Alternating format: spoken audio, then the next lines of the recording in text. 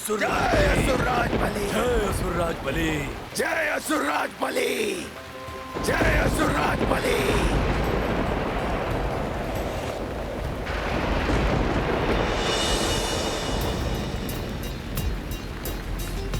धन्वंतरी देव आयुर्वेद के साथ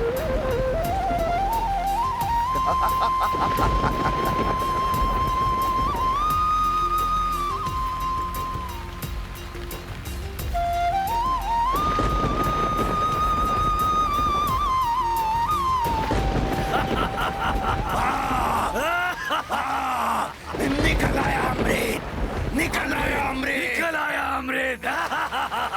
अमृत, अमृत, निकल आया अमृत। ये अमृत हम असुरों के लिए है, इसे कोई नहीं लेगा।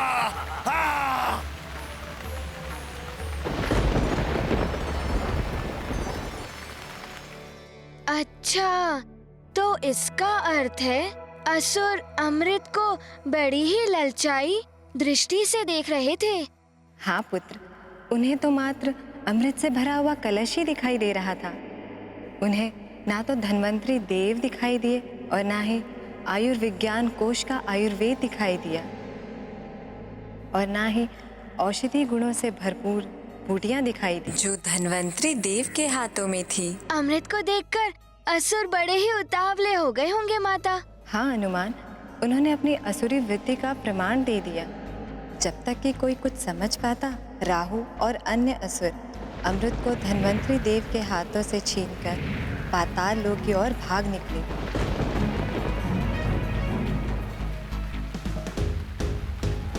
राहु!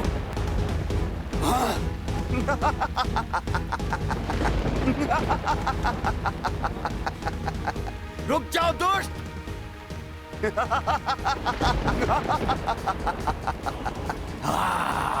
राहु कलश लिए छुपने का स्थान ढूंढ रहा था। इसी मात्र अमृत कुंभ से अमृत छलककर 4 स्थानों पर जा गिरा।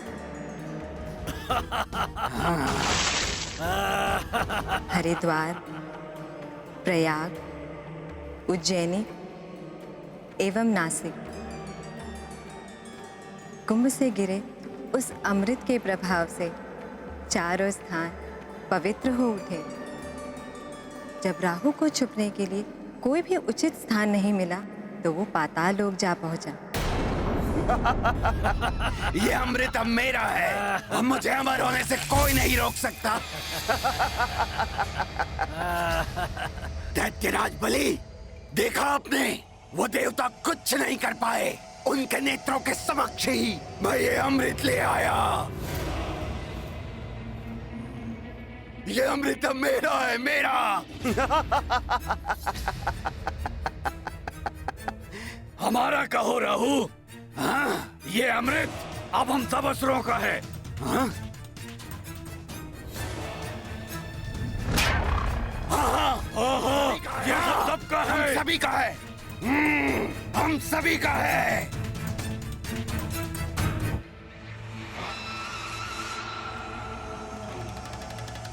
नहीं, ये अमृत मैं लाया हूँ। इसे सर्वप्रथम मैं ग्रहण करूंगा। नहीं, हाँ? इस पर प्रथम अधिकार हमारे दैत्यराज बलि का है। उसके पश्चात उनके विश्वस्त रक्षकों का, और तब किसी और को प्राप्त होगा ये अमृत। नहीं, सर्वप्रथम अधिकार सबसे शक्तिशाली का होता है, इसलिए अमृत का पान सबसे पहले मैं करूंगा। ये मूर्ख आपस में ही लड़ते रहेंगे। उचित होगा कि मैं ये अमृत लेकर निकल ही जाऊं यहाँ से। हमें चाहिए, हमें चाहिए, मुझे चाहिए। राहु, तुम अमृत लेके कहाँ चले राहु? रुको! ये अमृत ले जाने से पहले तुम्हें हमारा सामना करना होगा। राहु! राहु, रुक जाओ राहु! राहु, रुक जाओ! मूर्ख! ये मूर्ख असुर आपस में ही लड़ मरेंगे। आपस की लड़ाई का लाभ बाहर वाले उठाते हैं। ये इन मूर्खों को कौन समझाए? माता, ये तो बड़ी विचित्र सी बात है। असुरों को तो परस्पर सहमति से अमृत बांट लेना चाहिए था, परंतु वो तो आपस में ही लड़ाई करने लगे। श्वास प्रवृत्ति है ये, ना स्वयं खाएंगे ना ही किसी और को खाने देंगे। असुरी वृत्ति भी ऐसी ही होती है हनुमान। पहले वो देवताओं के साथ अमृत बांटना नहीं चाहते थे, अब अपने साथी असुरों के साथ भी उन्हें बांटना स्वीकार नहीं था। अधिक लालच जो प्राप्त हो रहा है उससे भी दूर कर देता है। हाँ माता, माँ भी कहती है लालच बहुत ही बुरी बला है। हाँ हनुमान, अब स्थिति ये थी कि देवता बिना अमृत के ही रह गए थे। देवगणों, ये दुष्ट असुर छल करके अमृत छीन ले गए। यदि उन्होंने अमृत ग्रहण कर लिया तो बहुत बड़ा अनर्थ हो जाएगा। हाँ देवराज, यदि असुर अमृत पीकर अमर हो गए तो तीनों लोग उनके अत्याचारों से त्राहिमाम कर उठेंगे। हाँ वायुदेव, ये स्वर्ग पर भी अधिकार कर लेंगे तो फिर हमें न जाने कहाँ कहाँ भटकना पड़ेगा। हम ऐसा नहीं होने देंगे वरुण देव। माता लक्ष्मी की कृपा से हमें अपनी शक्तियां पुनः प्राप्त हो गई है। ये दुष्ट असुर अमृत ग्रहण करे उसके पूर्व ही हमें उनसे अमृत छीनकर वापस लाना होगा। हम इन असुरों का अंत कर देंगे। इस दुष्टता का परिणाम उन असुरों को भोगना ही होगा। चलो। किंतु हम उन्हें ढूंढेंगे कहाँ? पाताल लोक तो बहुत विशाल है और हमारे ढूंढने से पूर्व ही वो अमृत पान कर चुके होंगे। किंतु हम इस प्रकार मूक दर्शक बनकर खड़े भी तो नहीं रह सकते ना।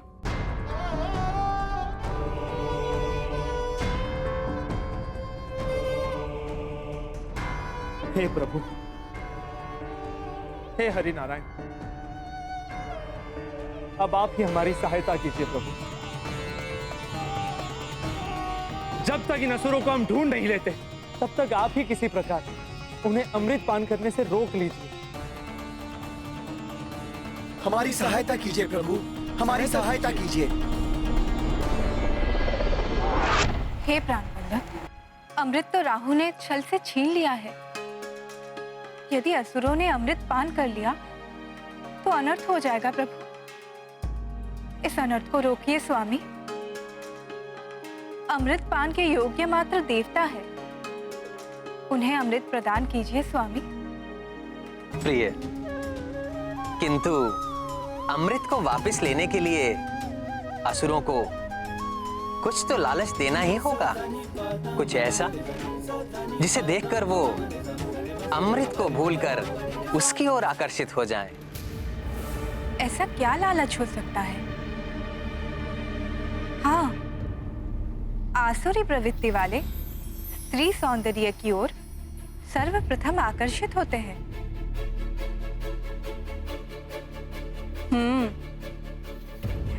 आपका मोहिनी रूप धारण करने का समय आ गया है प्रभु। समस्त संसार को मोह में डाल देने वाला आपका मोहिनी रूप।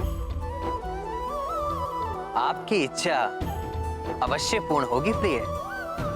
वैसे भी नवविवाहित दुल्हन की इच्छा का सम्मान करना पति का कर्तव्य होता है।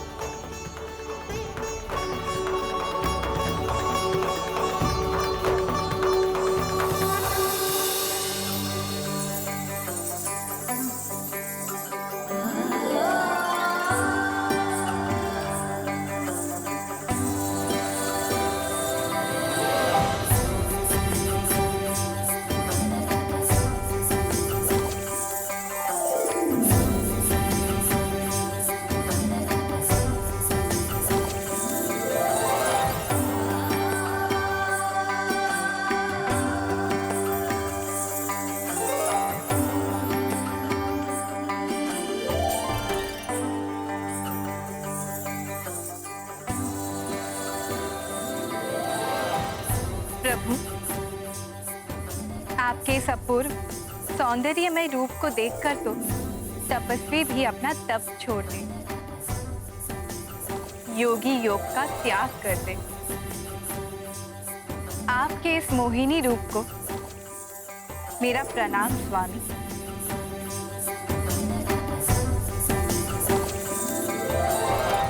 प्रभु श्री हरिनारायण देवी के रूप में। माता, ये तो आपने बड़ी ही आश्चर्यजनक बात बता दी। आश्चर्य कैसा हनुमान? मैंने पहले भी बताया था कि शिव जी की सृजन शक्ति जब नारी रूप में होती है तो देवी आदि शक्ति कहलाती है, जो देवी पार्वती के रूप में उनके साथ रहती है। शिव जी की पालक शक्ति जब पुरुष रूप में होती है तो उन्हें विष्णु देव के रूप में ये संसार जानता है। हाँ माता, हनुमान को स्मरण है। तो हनुमान शिव की शक्ति देवी पार्वती एवं विष्णु जी है। तो उन्हीं की शक्ति ने जब नारी रूप धारण किया तो इसमें आश्चर्य कैसा। उन विलासी असुरों के हाथों से अमृत वापस लेने के लिए ही भगवान विष्णु ने अपनी मोह और माया के प्रयोग से मोहिनी रूप धारण किया। रुक जाओ, रुक जाओ, मुझे भी चाहिए अमृत। रुक जाओ, रुक जाओ, रुक जाओ, रुक जाओ, मुझे भी चाहिए अमृत। रुक जाओ, रुक जाओ, रुक जाओ। इन असुरों के हाथ में ये अमृत कुंभ पड़ गया तो सारा अमृत पी जाएंगे ये। इन्हें नहीं लेने दूंगा ये अमृत कुंभ। इतनी शीघ्रता से कहाँ जा रहे हैं राहु जी?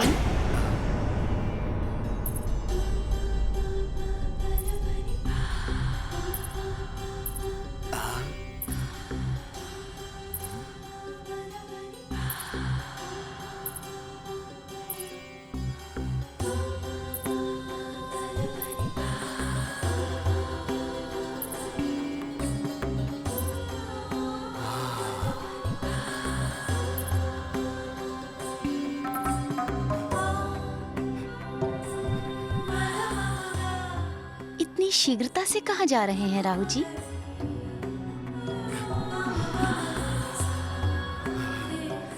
ये अपूर्व सुंदरी कहीं ये स्वप्न तो नहीं?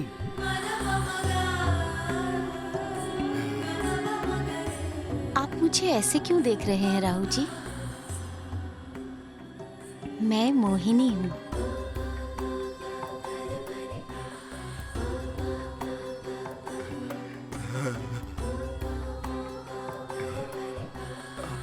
और क्या मैं आपके हाथ से ये कलश ले लूं?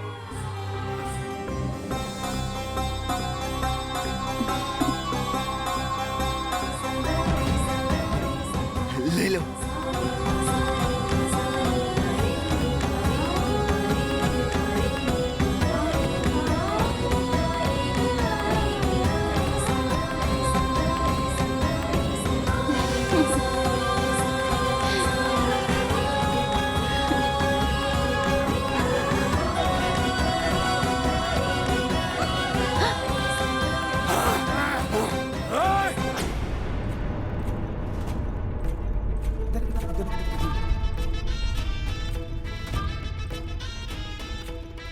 अद्भुत सौंदर्य, ऐसी सुंदरी पाताल लोक में। राहु! राहु!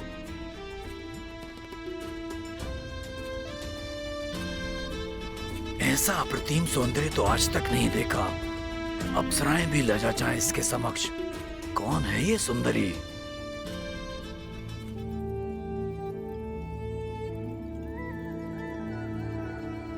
प्रणाम दैत्यराज बलि। हमें ज्ञात है कि आप सब लोग अमृत पान करना चाहते हैं, है ना? किंतु आप एक दूसरे से यूं ही लड़ते रहेंगे तो अमृत पान कब करेंगे? और यदि मैं आपकी इच्छा की पूर्ति कर दूं तो? अपने कोमल हाथों से आप सबको अमृत पान करवा दूं तो?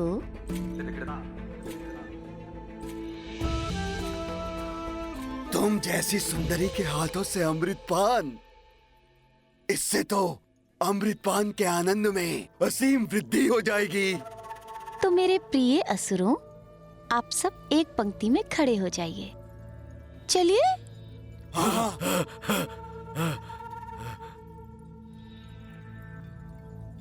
और महाराज बलि, आप राजा हैं, इसलिए आप इसके सर्वप्रथम अधिकारी हैं।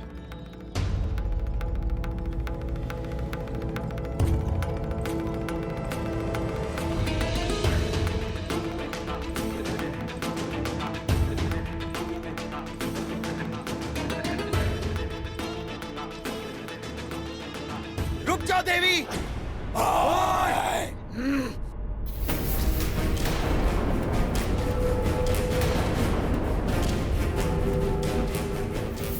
इस अमृत पर असुरों का नहीं, हम देवताओं का अधिकार है। असुर अमृत पान नहीं कर सकते।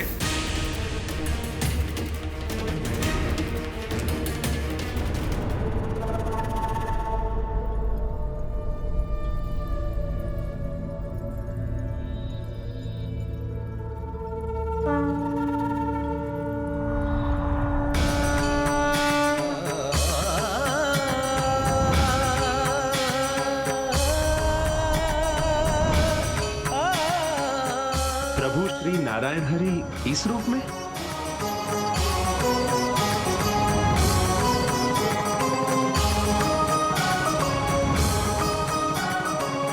क्या देख रहे हो देवराजेंद्र? ये सुंदरी हमारी है। ये हम असुरों के लिए यहाँ आई है। इसे नेत्र उठाकर देखने की चेष्टा भी मत करना। सत्य कहा आपने दैत्यराज बलि।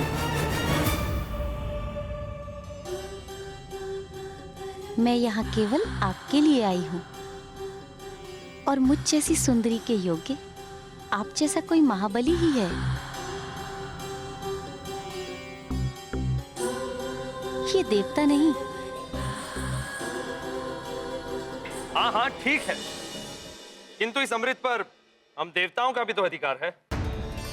ये असुर इसे छल से छीन कर लाए हैं। छल तो तुम देवताओं ने किया है। समुद्र मंथन से जो कुछ भी प्राप्त हुआ वो सब तुमने ले लिया। वैसे भी प्रेम और युद्ध में तो सब कुछ वैध होता है ना, छल से लिया हो या बल से। किंतु ये अमृत अब हमारा है और वैसे भी इस देवराजेंद्र पर विश्वास नहीं कर सकते हम। आपने सत्य कहा प्रिय राहु। ये देवता विश्वास के योग्य कदापि नहीं है। हाँ। और इनका वो इष्ट विष्णु नारायण, वो तो सबसे बड़ा छलिया है। हाँ हाँ, देखा तुमने? ये सुंदरी भी तुम लोगों के बारे में अच्छी तरह से जानती है। अब तो तुम्हें ज्ञात हो गया होगा ना, ये सुंदरी हमारे साथ है।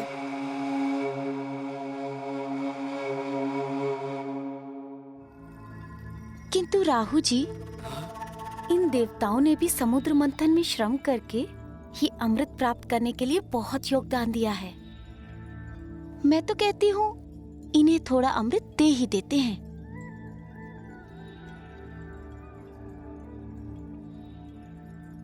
और इन देवताओं के भांति हम तो छलिया नहीं हो सकते ना।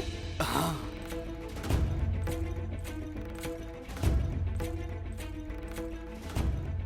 किंतु सुंदरी, इन्हें ये अमृत दे दिया तो? राहु जी, कम नहीं पड़ेगा।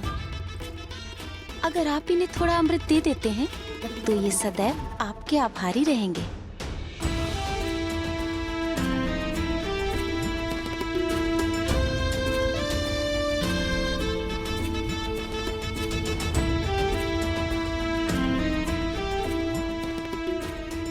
तो क्या कहते हैं आप महाराज बलि? हाँ हाँ, ठीक है, दे देंगे इन्हें।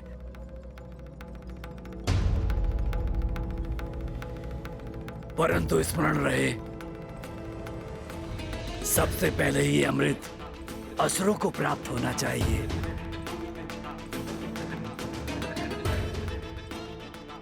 दैत्यराज बलि ने कह दिया है तो मैं भी अपने राजा की बात से सहमत हूँ। किंतु मैं इनकी बात से सहमत नहीं हूं। अमृत पान करने के पश्चात ये लोग हमसे भी तो छल कर सकते हैं। हम इन असुरों पर विश्वास नहीं कर सकते।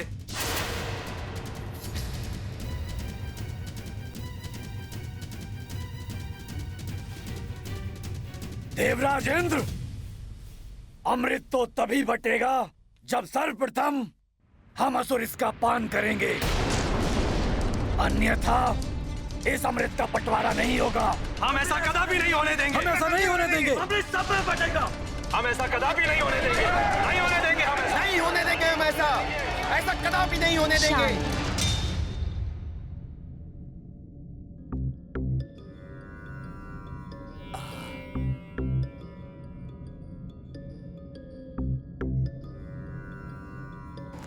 असुरों, क्या आप लोगों में से कभी भी किसी ने अमृत देखा है?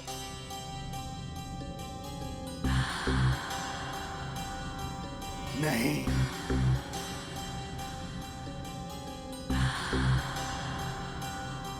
बताइए महाराज, और क्या कभी अमृत ग्रहण किया है?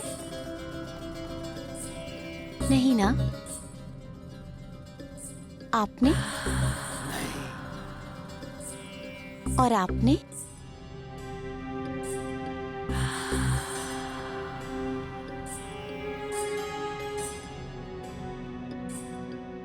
तो महाराज, हम आपसे यही कह रहे हैं कि आप लोगों ने कभी अमृत ग्रहण नहीं किया, इसलिए आप ये मूर्खता कर रहे हैं कि आप अमृत पहले पीना चाहते हैं।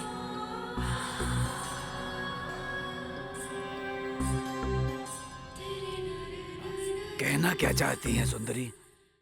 मैं कुछ समझा नहीं।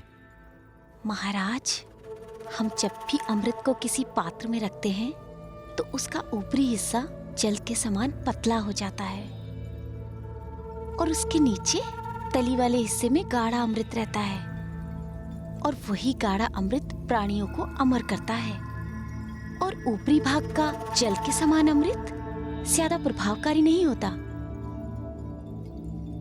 अच्छा, तो ये बताओ कि तुम ये गाढ़ा अमृत हमें ही क्यों पिलाना चाहती हो?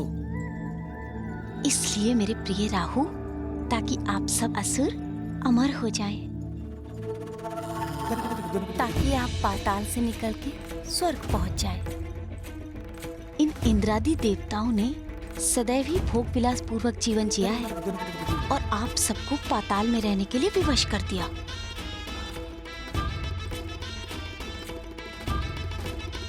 हम आपके लिए न्याय चाहते हैं महाराज, और आपके लिए भी।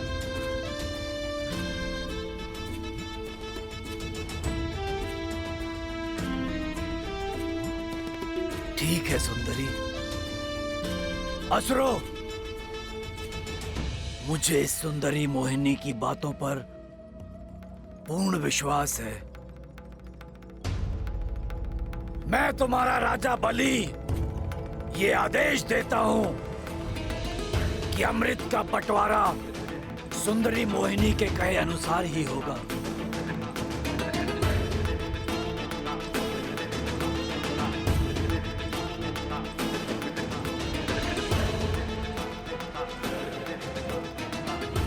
किंतु दैत्यराज, कहीं ऐसा ना हो कि ये सुंदरी सारा अमृत इन देवताओं को ही बांट दे।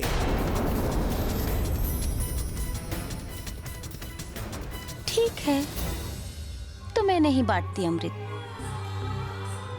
मैं तो यहाँ इसलिए आई थी ताकि अमृत जैसी दुर्लभ वस्तु को सब में एक समान बांट सकूं। कहीं आपकी छीना झपटी में अमृत व्यर्थ हो जाता तो? ये लीजिए अपना अमृत कलश, आप ही बांट लीजिए सब में अमृत।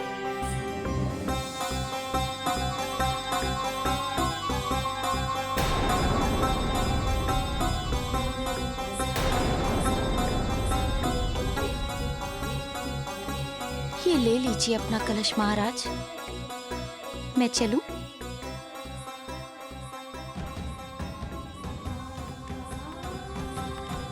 नहीं सुंदरी, इस अमृत को तो अब तुम अपने हाथों से ही पिलाओ।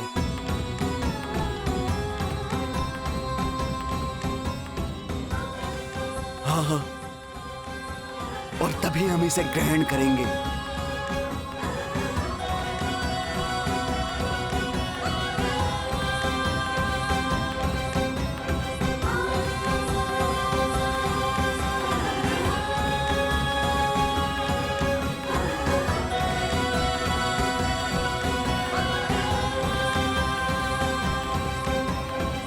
इस प्रकार देवी मोहिनी के रूप और सौंदर्य पर मोहित हुए असुर देवी मोहिनी के बताए अनुसार अमृत पान करने के लिए तैयार हो गए। अर्थात प्रभु नारायण जी ने असुरों के छल का प्रत्युत्तर छल से ही दिया माता। हनुमान, संसार को संकट से बचाने के लिए प्रभु श्री हरि को छल का आश्रय लेना ही पड़ा।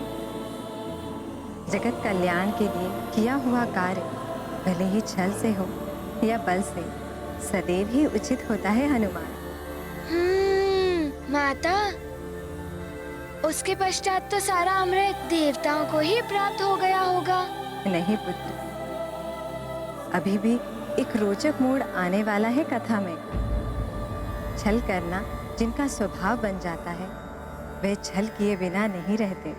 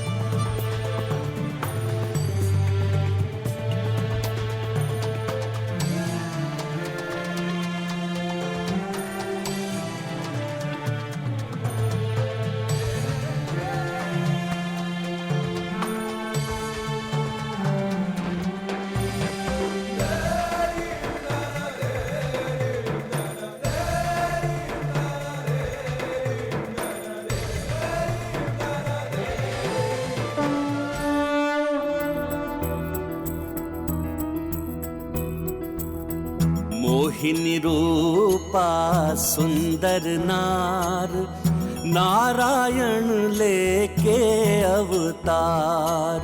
रूप से राक्षस वश में आए, अमृत कलश हरि हथियाए।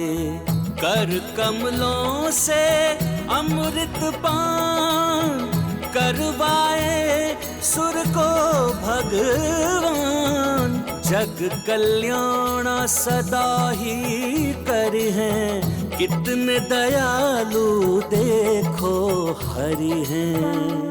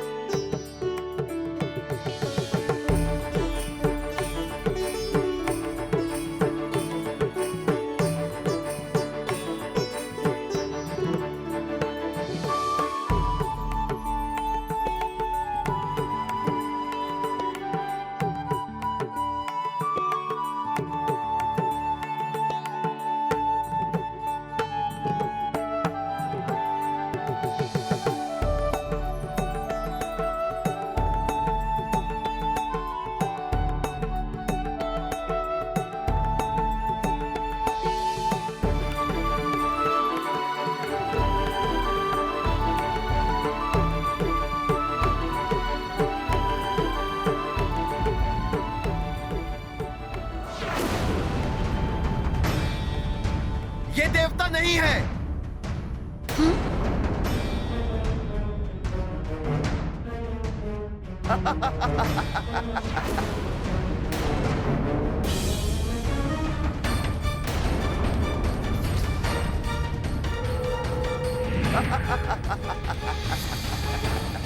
राहु, छल छल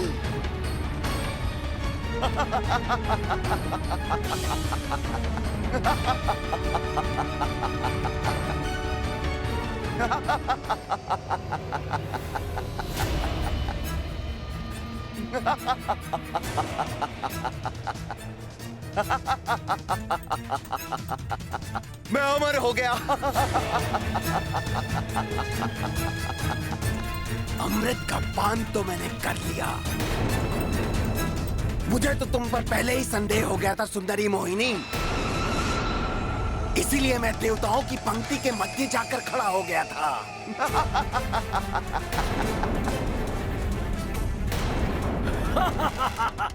छल। अब मेरा कोई अहित नहीं कर सकता।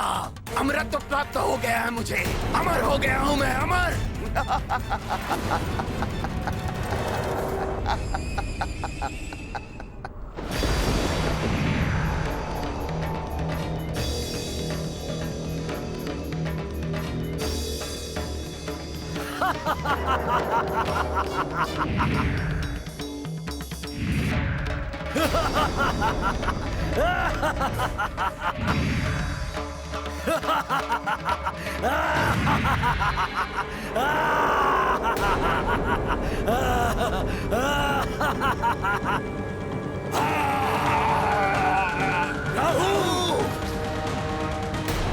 तो क्या माता, शीश कट जाने से असुर राहु की मृत्यु हो गई? राहु तो प्रभु के हाथ से अमृत पी चुका था ना? राहु की मृत्यु नहीं हुई थी हनुमान। अमृत पीने के कारण उसका धड़ एवं शीश दोनों ही जीवित रहे। तब उसके धड़ को केतु और शीश को राहु नाम दिया गया और उस दिन से राहु ने चंद्रदेव एवं सूर्यदेव से वैर ठान लिया एवं अपना प्रतिशोध लेने के लिए वे चंद्रदेव एवं सूर्यदेव को निश्चित समय पर ग्रसते हैं, जिसे संसार सूर्य ग्रहण एवं चंद्र ग्रहण कहता है। अब समझा हनुमान सूर्य ग्रहण एवं चंद्र ग्रहण का रहस्य। माता, फिर क्या हुआ? फिर तो असुरों को ज्ञात हो ही गया होगा इस छल के बारे में। वो बिना अमृत लिए कैसे माने माता? वो अमृत लिए बिना कैसे मानते? परिणाम ये हुआ कि देवताओं और असुरों में युद्ध प्रारंभ हो गया, क्योंकि देवता अमृत पान करके पुष्ट एवं अमर हो चुके थे। देवी लक्ष्मी और प्रभु श्री नारायण के आशीर्वाद की शक्ति भी उनके साथ थी। देवताओं ने सहज ही असुरों को परास्त कर दिया। तो ये कथा थी प्रभु श्री नारायण के कूर्म अवतार की। एवं इसी कथा में प्रभु नारायण जी ने देवी मोहिनी का रूप धारण करके असुरों से अमृत की रक्षा की। तो हनुमान, अब ये बताओ कि इस कथा से हनुमान को क्या सीख प्राप्त हुई? मैंने इससे ये सीखा कि यदि दृढ़ इच्छा शक्ति हो तो प्रभु नारायण के कूर्म अवतार की ही भांति अपने पृष्ठ पर मंदराचल पर्वत को रखकर उसे मतवाकर हम समुद्र से अमृत निकलवा सकते हैं। छल से किए गए कार्य का दुष्परिणाम उसे भोगना ही पड़ता है माता, जैसे उस राहु ने भोगा था। सत्य कथन है हनुमान।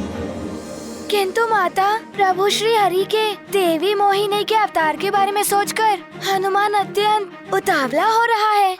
ये बाल सुलभ उतावलापन है हनुमान। आओ मेरे साथ प्रभु मोहिनी के अवतार की स्तुति गाओ, तुम्हारा मन शांत हो जाएगा। अवश्य माता। ये गाथा महाबली हनुमत की, रुचिकर लीला राम भगत की। जय जय जय रघुनंदन राम, जय जय जय महाबली हनुमान। मोहिनी रूपा ले अवतार, जग पे किए विष्णु उपकार। अमृत राक्षस से ले लीन हो, और देवगण को दे दीन हो। संकट बेला जब हूँ आए, तब हूँ नारायण उब सुमिरे बारंबार, जय जय जय श्री हरि जयकार। गाथा महाबली हनुमत की, रुचिकर लीला राम भगत की, जय जय जय रघुनंदन राम, जय जय जय महाबली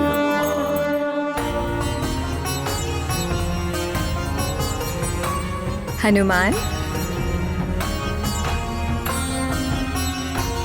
अब तुम्हारा मन शांत हो गया ना हनुमान?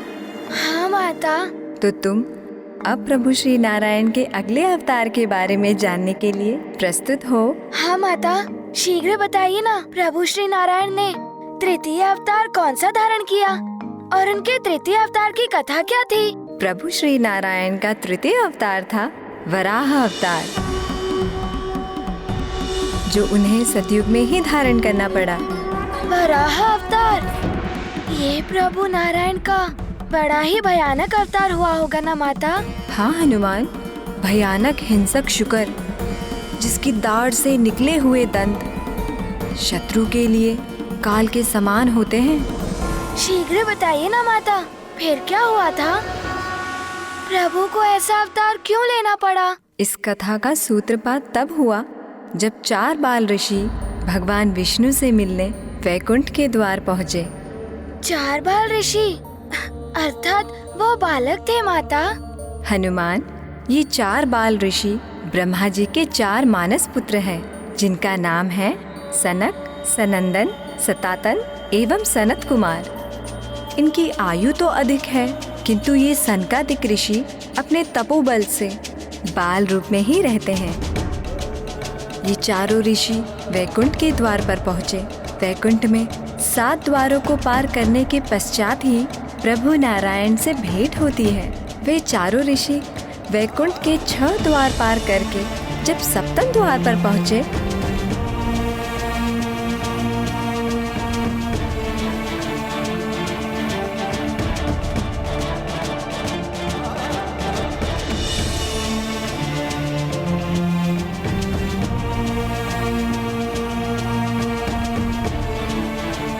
रुक जाइए बाल ऋषियों,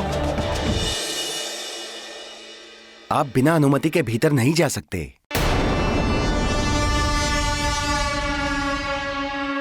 देखिए, हम चारों संकादिक ऋषि हैं। मैं सनक, ये सनातन, ये सनंदन और यह सनत कुमार। हम प्रभु हरि से मिलने आए हैं। कृपया हमें भीतर जाने दें। प्रतीत होता है कि आप चारों बालक भूल से इस ओर चले आए हैं। ये कोई क्रीड़ा स्थल नहीं, वैकुंठ है। हमें ज्ञात है कि ये वैकुंठ है और आप दोनों वैकुंठ के द्वारपाल जय और विजय हैं। देखिए, हमें प्रभु श्री हरि के दर्शन कर लेने दीजिए। ये समय प्रभु के विश्राम का है। हम उनके विश्राम के समय में कोई विपदा नहीं डाल सकते। यदि आपको प्रभु से भेंट करनी है तो आपको प्रतीक्षा करनी होगी। उचित है, तो हम यही उनकी प्रतीक्षा कर लेते हैं। प्रभु के विश्राम करने की बात सुनकर चारों बाल ऋषि वैकुंठ के द्वार पर ही बैठकर ध्यान लीन हो गए। दिन व्यतीत हो रहे थे, किंतु वे उसी प्रकार प्रतीक्षा में बैठे रहे।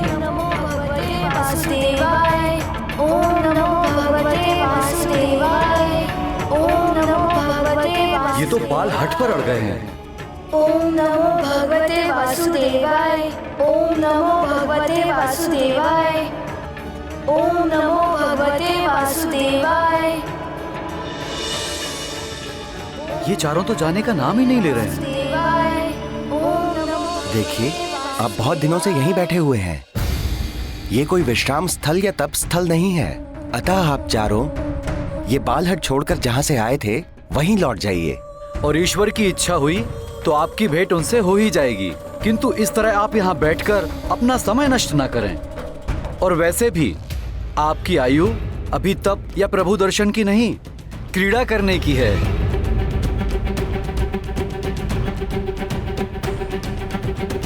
देखिए, हम बड़े मनोयोग से प्रभु दर्शन को आए हैं।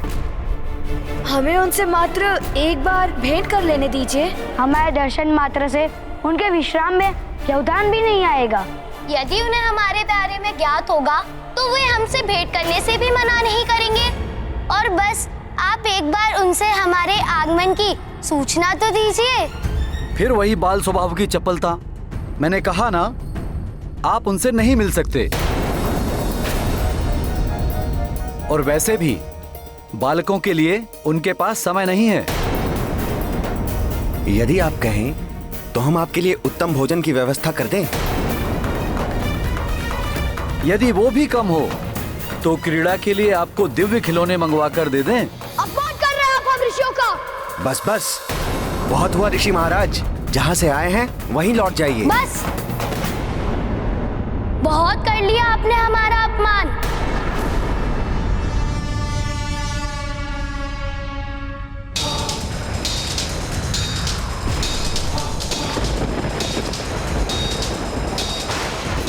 जय विजय। प्रभु के द्वारपाल तो बन गए हैं आप, किंतु प्रतीत होता है कि आपने अपने ज्ञान के द्वार बंद कर रखे हैं। अन्यथा वैकुंठ के वासी होकर हम ऋषि का इस प्रकार अपमान नहीं करते। आप दोनों भगवान के निकट रहने के योग्य कदापि नहीं हैं। हम ऋषियों का परिहास करके आप दोनों ने अपनी आसुरी वृत्ति का परिचय दिया है। हम तुम्हें शाप देते हैं, अपनी इसी आसुरी वृत्ति के साथ तुम दोनों पृथ्वी पर जन्म लोगे और जन्म मृत्यु के बंधन में बंधे रहोगे।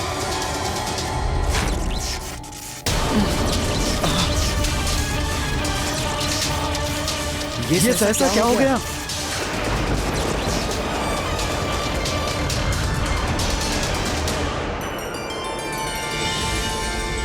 प्रभु। प्रणाम प्रभु। सनकादिक ऋषि, मेरे लोक में आप ऋषियों का स्वागत है। प्रणाम सनकादिक ऋषि, आपका यहाँ आना सुखद है। मेरे द्वारपालों के अभद्र व्यवहार के लिए मैं आप सबसे क्षमा का प्रार्थी हूँ ऋषि। प्रभु, क्षमा मांगकर हमें लज्जित ना करें। इन द्वारपालों ने जो किया अज्ञानतावश किया। प्रभु, हमसे बहुत बड़ी भूल हो गई। हम ऋषिवरों की तेजस्विता को नहीं पहचान पाए प्रभु। हमने बालक समझकर इनसे अभद्रता की, जिसके फलस्वरूप हम इनके श्राप के भागी हो गए हैं। इनके श्राप के फलस्वरूप हमें पृथ्वी लोक पर जन्म लेना पड़ेगा प्रभु। हम आपसे दूर नहीं जाना चाहते प्रभु। हे बाल ऋषियों, हम हमारी भूल के लिए आपसे क्षमा मांगते हैं। कृपया अपना श्राप वापस ले लीजिए। जय विजय, ये विधि का विधान है। श्राप हो या वरदान, हम उसे वापस नहीं ले सकते। अतः हम ऐसा करने में असमर्थ हैं। ये सत्य है जय विजय कि सनत कुमारों के द्वारा दिया गया श्राप वापस नहीं हो सकता। तुम दोनों को पृथ्वी पर जन्म लेना ही होगा, किंतु हम तुम्हें इसके लिए विकल्प अवश्य दे सकते हैं। या तो तुम 7 जन्मों के लिए मेरे महाभक्त बनकर पृथ्वी पर जन्म लो, या फिर 3 जन्मों के लिए मेरे घोर शत्रु बनकर पृथ्वी पर जन्म लो। उसके पश्चात तुम वापस वैकुंठ में मेरे द्वारपाल बनकर सदा मेरे साथ रह पाओगे। किंतु अब ये तुम पर है कि तुम कौन सा विकल्प चुनते हो।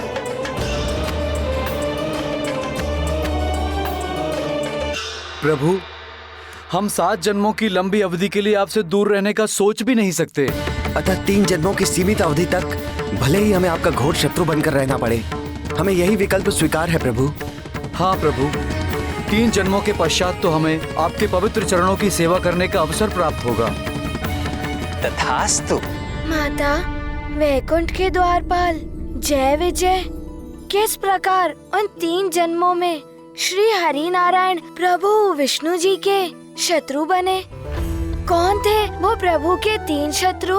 बताती हूँ, तुम्हारा मन शांत हो जाएगा। माता, शीघ्र बताइए ना। हनुमान जाने के लिए बहुत अधीर हो रहा है कि श्रापित होने के उपरांत उन 3 जन्मों में जय विजय ने कौन से रूप लिए? हनुमान जाने के लिए बहुत अधीर हो रहा है कि शापित होने के उपरांत उन 3 जन्मों में जय विजय ने कौन से रूप लिए।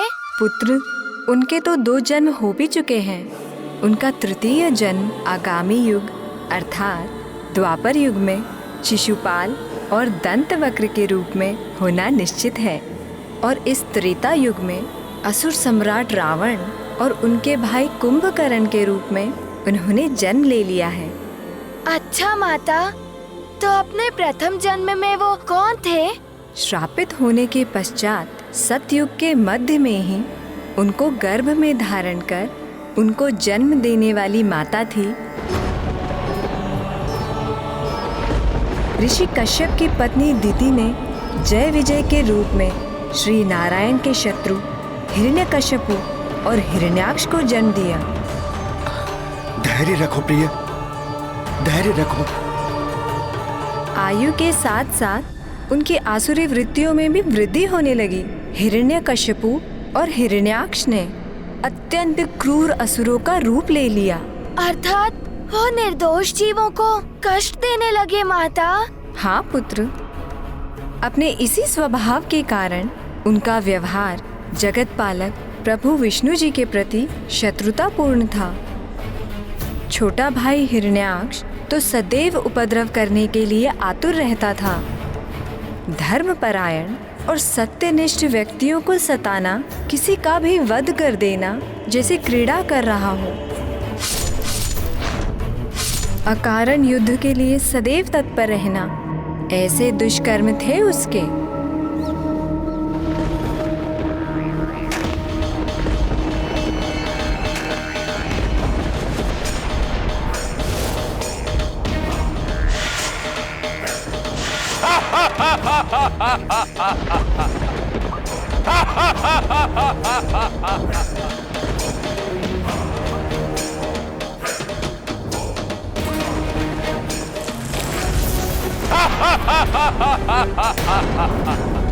डरो मुझसे, सर्वशक्तिमान हिरण्याक्ष हूं मैं।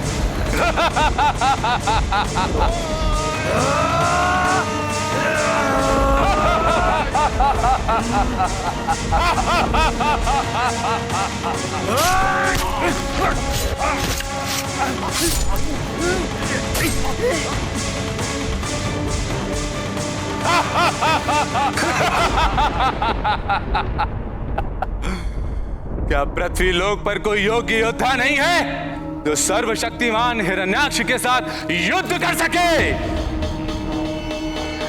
परंतु एक उत्तम विचार आया है मेरी बुद्धि में कि इंद्रदेव से युद्ध करके उनकी शक्ति की परीक्षा लूं मैं।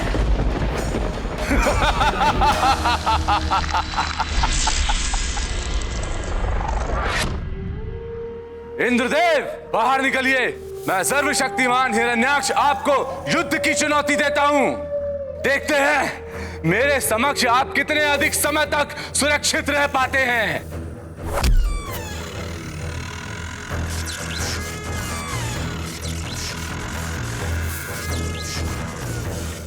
उद्दंड असुर! इंद्रलोक पहुंचकर देवराज इंद्र को चुनौती देने का दुस्साहस कैसे किया तुमने? चुनौती तो प्रारंभ मात्र है इंद्रदेव। मैं अपनी शक्ति से आपको धूल दूसरित कर दूंगा। यदि आप में शक्ति और साहस है तो युद्ध करिए मुझसे। सर्वशक्तिमान हिरण्याक्ष के समक्ष कुछ अवधि तक को टिक कर दिखाइए।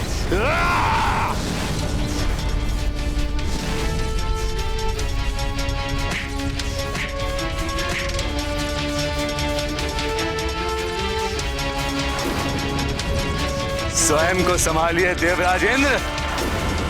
युद्ध कौशल और बल में इससे कहीं अधिक श्रेष्ठता की अपेक्षा की थी इस सर्वशक्तिमान हिरण्याक्ष ने।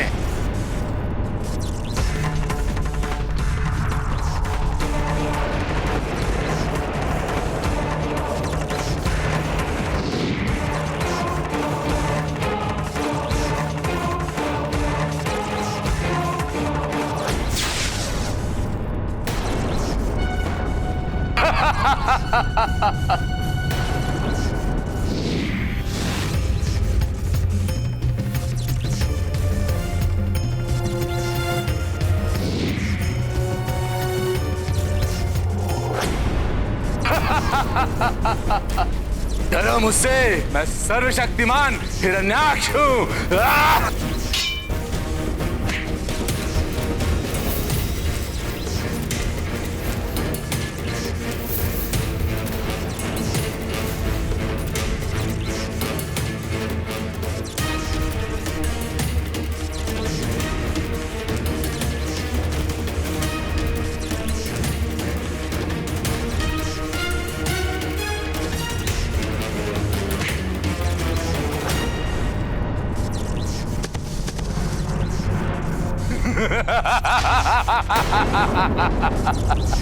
पराजय स्वीकार करते हैं इंद्रदेव, या प्राणघाती प्रहार करूं आप पर?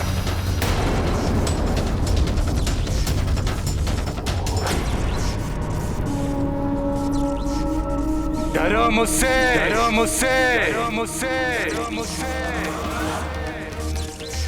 सर्वशक्तिमान, शक्तिमान, शक्तिमान, शक्तिमान हिरण्याक्ष हूं मैं।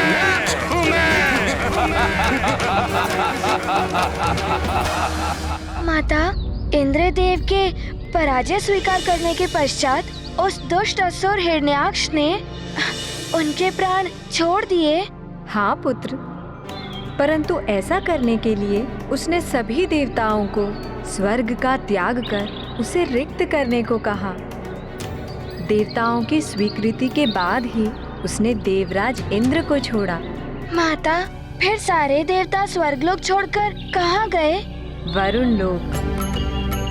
उनकी पराजय के पश्चात वरुण देव ने देवराज इंद्र और सभी अन्य देवताओं को वरुण लोक में आश्रय लेने का आमंत्रण दिया, पर इससे हिरण्याक्ष की क्रोध की ज्वाला वरुण देव पर केंद्रित हो गई। वो बलपूर्वक वरुण लोक के भीतर प्रवेश कर गया।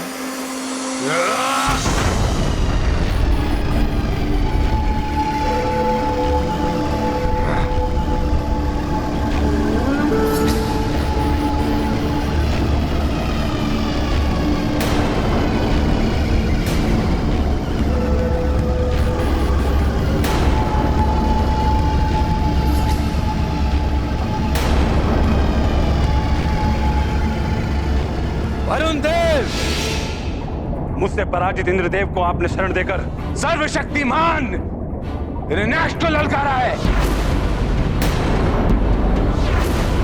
और अब आपको अपने पौरुष का परिचय देने का समय आ गया है। समस्त सागरों के तथाकथित देवता, आइए और मेरे सम्मुख आकर अपने इस कृत्य के परिणाम को भुगतिए, अन्यथा आपके इस हिमित वरुण लोक को अपनी क्रोधाग्नि से पिघलाकर ध्वस्त कर देगा ये सर्वशक्तिमान हिरण्याक्ष।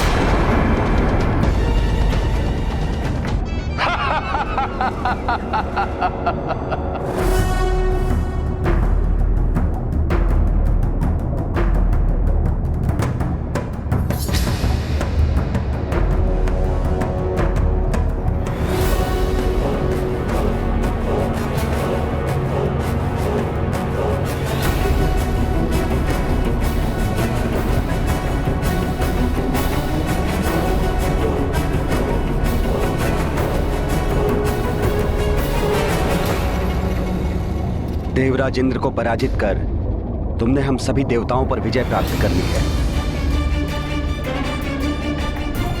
इसलिए तुम्हारा मुझसे युद्ध करने का कोई लाभ नहीं होगा हिरण्याक्ष। अर्थात पराजय स्वीकार करते हैं आप?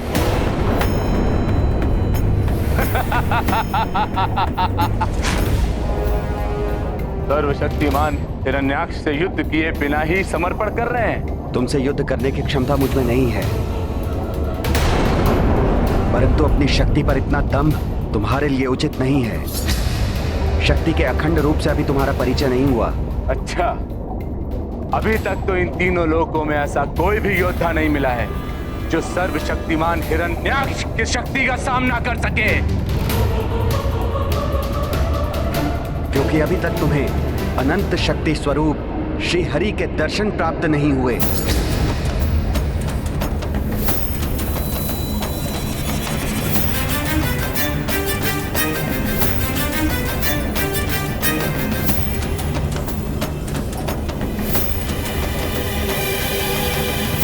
क्या हुआ? श्री हरि का नाम सुनकर तुम्हारे मस्तक पर चिंता की रेखाएं छा गई? सबको भयभीत करने वाले हिरण्याक्ष, तुम स्वयं भयभीत हो गए।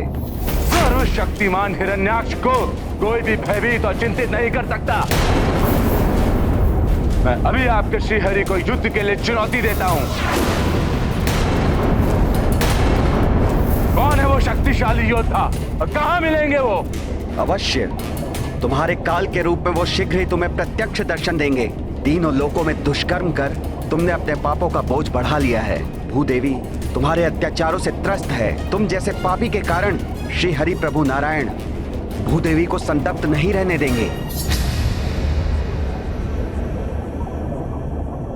मेरी चिंता मत करिए वरुण देव, मैं शीघ्र ही आपके श्री हरि को सुनकर इंद्रदेव और आपके समान उन्हें भी पराजय स्वीकार करने के लिए बाध्य कर दूंगा।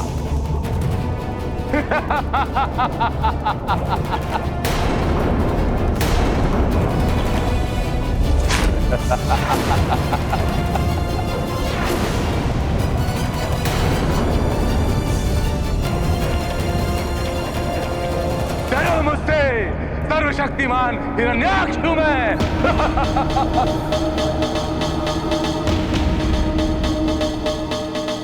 माता, क्या हिरण्याक्ष को प्रभु विष्णु जी का कुछ भी स्मरण नहीं रहा? मेरा अर्थ है वो पूर्व जीवन में बैकुंठ निवास के द्वारपाल थे। उन्हें सदा प्रभु विष्णु जी का सानिध्य प्राप्त था। नहीं पुत्र, जन्म प्राप्त कर जीवलोक में आते ही पूर्व जीवन की समस्त स्मृतियां मिट जाती है। साथ रह जाते हैं मात्र उस जीवात्मा के अच्छे और बुरे कर्म, जिसका प्रभाव उसके वर्तमान जीवन पर होता है।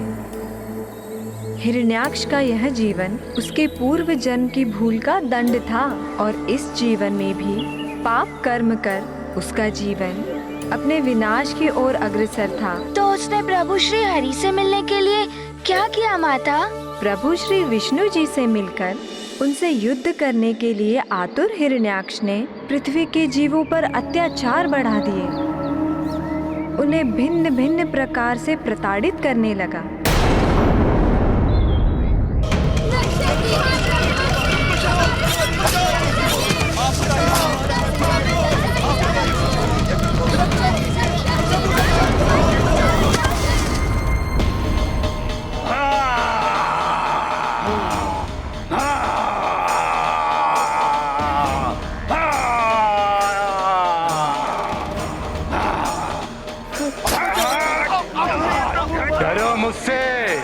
सर्वशक्तिमान हिरण्याक्ष हूं मैं।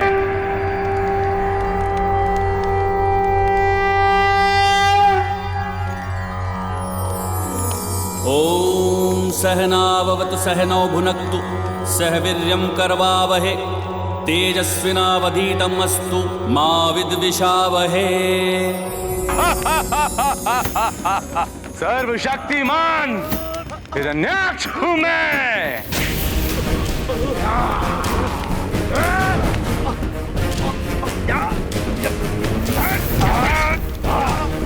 किसी को मत छोड़ना। गई है प्रभु। हे श्री हरि हमारी रक्षा कीजिए। इन राक्षसों ने हमारा यज्ञ खंडित कर दिया। तीनों लोकों में दुष्कर्म कर तुमने अपने पापों का बोझ बढ़ा लिया है। भूदेवी तुम्हारे अत्याचारों से त्रस्त हैं। तुम जैसे पापी के कारण श्री हरि प्रभु नारायण भूदेवी को संतप्त नहीं रहने देंगे। मुझे ज्ञात हो गया है कि भूदेवी ही श्रीहरि और देवताओं की दुर्बलता है। उन पर होने वाले यज्ञ आदि से ही श्रीहरि और देवताओं को पुष्टि मिलती है। यदि भूदेवी को मैं देवताओं की पहुंच से दूर कर दूं, तो विवश होकर श्रीहरि को मुझसे युद्ध करने आना ही होगा। सुनो, सब सुनो। मैं भूदेवी को ब्रह्मांडी सागर की अतल गहराई में लेकर जाऊंगा। अंतरिक्ष के अनंत अंधकार के दलदल में धकेल दूंगा। फिर कोई कितने भी यत्न करे उन्हें ढूंढ नहीं पाएगा। फिर देखते हैं कि तुम्हारे श्री हरि भूदेवी की कैसे रक्षा कर पाते हैं।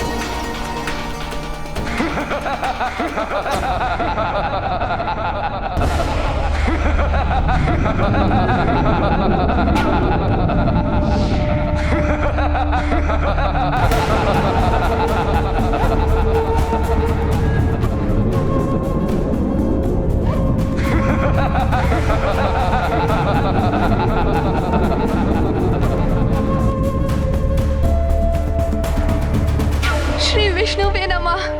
श्री विष्णुवे नमः। ओम श्री विष्णुवे नमः। ओम श्री विष्णुवे नमः। ओम श्री विष्णुवे नमः। ओम श्री विष्णुवे नमः।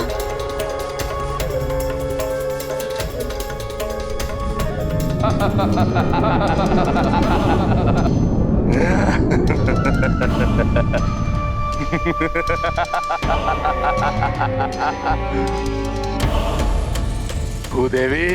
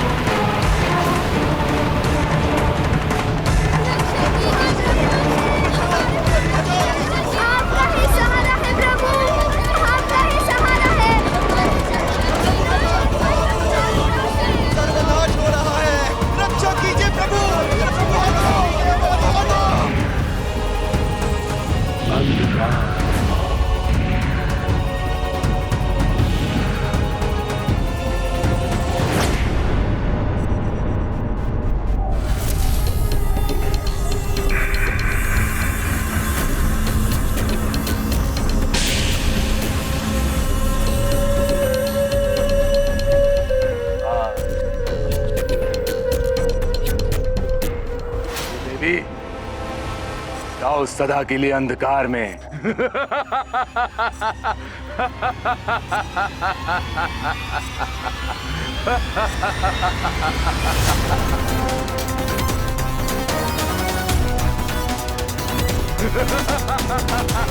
हे श्री हरि, हे प्रभु नारायण रक्षा कीजिए।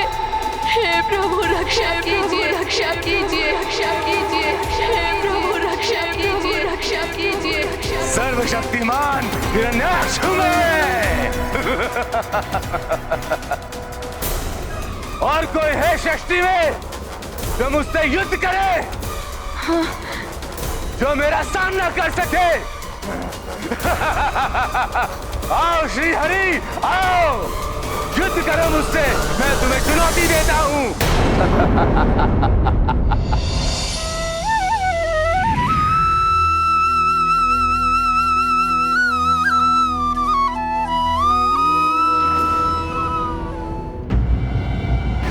सर्वनाश हो रहा है। रक्षा कीजिए प्रभु, आपका ही आज्ञा है। रक्षा कीजिए, हमारा रक्षा कीजिए प्रभु। हमें प्राण दान दीजिए प्रभु। हमारी रक्षा कीजिए। हमें प्राण दान दीजिए माता। परंतु इतने समय तक जगत के समस्त जीवों को आतंकित करने वाले ऐसे कुटिल पापी हिरण्याक्ष को दंडित करने के लिए प्रभु इतना विलंब क्यों कर रहे थे? प्रभु विष्णु जी दया स्वरूप है पुत्र। वे पापियों को अपने पापों का प्रायश्चित करने का अवसर प्रदान करते हैं। परंतु जब किसी के पापों का घड़ा भर जाए तब प्रभु विष्णु स्वयं पधार कर उसका संहार कर पृथ्वी को उसके आतंक से मुक्त कराते हैं। हनुमान समझ गया माता। पापी को भी क्षमा प्रार्थना तभी प्रदान हो सकती है जब वो सत्य हृदय से प्रायश्चित करे। परंतु हिरण्याक्ष तो अहंकार में अपना विवेक खोकर पाप पर पाप किए जा रहा था माता। उसका संहार होना तो आवश्यक था। तब प्रभु नारायण ने अवश्य वराह अवतार लिया होगा। हाँ पुत्र, हिरण्याक्ष ने भूदेवी को अंतरिक्ष में व्याप्त अंधकार के दलदल में धकेलकर घोर पाप किया था। भूदेवी को असहनीय कष्ट पहुंचाया था। जब भूदेवी ने अपने दुखों और कष्टों के निवारण के लिए स्वयं प्रभु विष्णु जी की प्रार्थना प्रारंभ की तो असीम वेदना से भरी उनकी पुकार समस्त ब्रह्मांड में गूंज उठी। हे प्रभु, शीघ्र दर्शन देकर मेरी रक्षा कीजिए। मुझ पर और मेरे भीतर संचित जीवन पर घोर संकट छाया है। अब आप ही मेरी रक्षा कर सकते हैं प्रभु, अन्यथा मैं अपने भीतर निहित जीवन की रक्षा करने में असमर्थ हो जाऊंगी। प्रभु, प्रभु रक्षा कीजिए।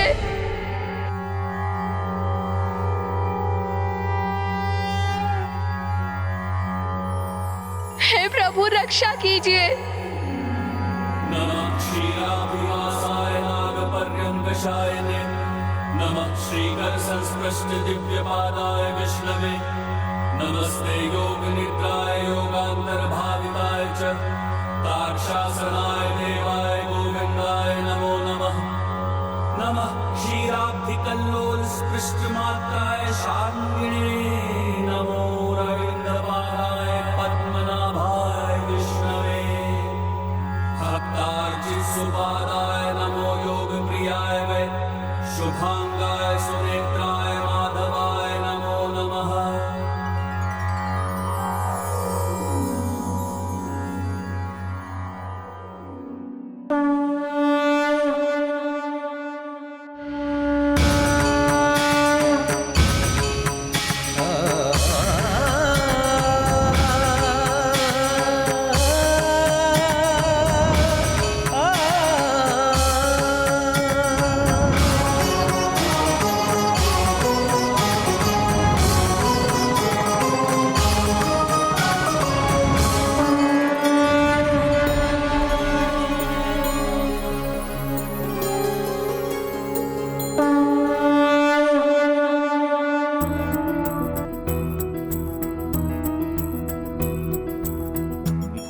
देवी की करुण पुकार प्रभु वराह काले अवतार दुष्ट हिरण्याक्षा के काल भय श्री नारायण जगपाल। पापी का जब हो संहार जीवन का हो तब उद्धार। अद्भुत लीला तुम्हारी प्रभु जय जय जय श्री वराह विष्णु।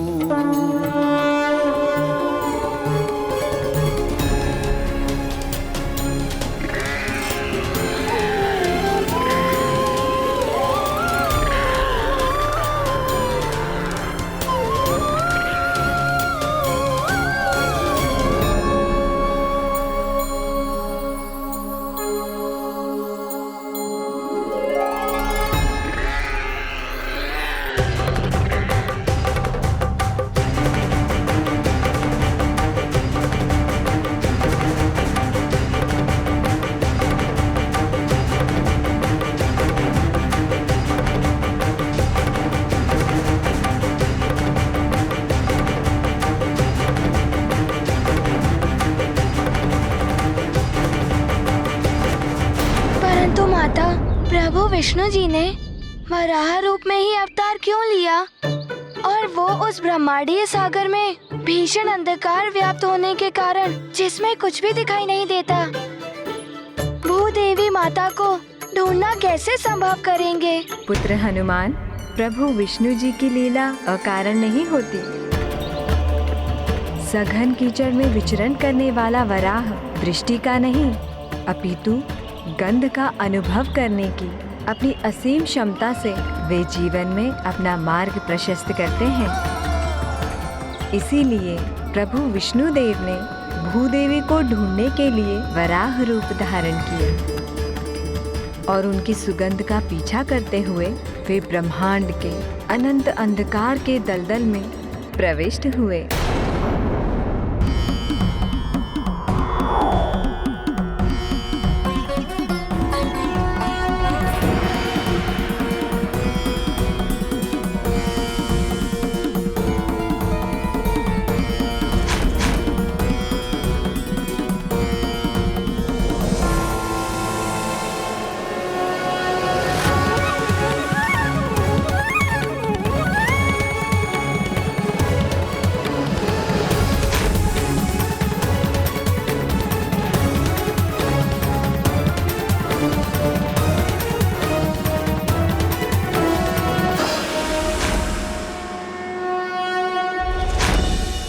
गुरु पशु स्वयं हरि नहीं तो जो भी हो तुम, भूदेवी को ढूंढकर उसकी रक्षा करने के उद्देश्य से अंधकार के अनंत दलदल में प्रवेश करोगे तो सुनो, ये कदापि सफल नहीं होगा।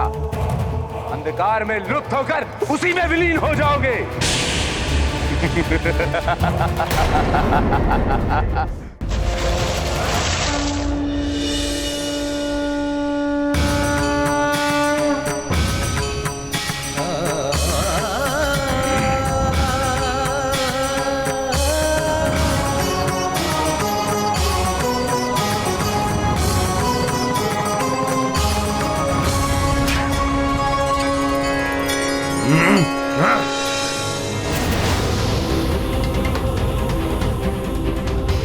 मुझसे मेरी इच्छा के विरुद्ध चुनौती देने का दुस्साहस किया, दंड दूंगा तुझे, संहार करूंगा तेरे शरीर का गुरु पशु।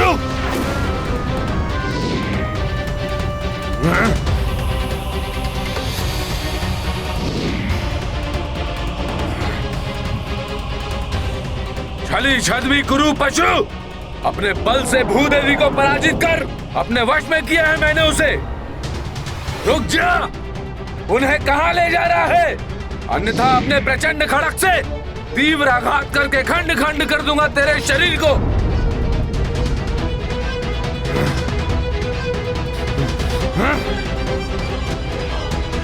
तुम्हारा मुझसे बचकर निकल जाना असंभव है, तुझे छोड़ूंगा नहीं।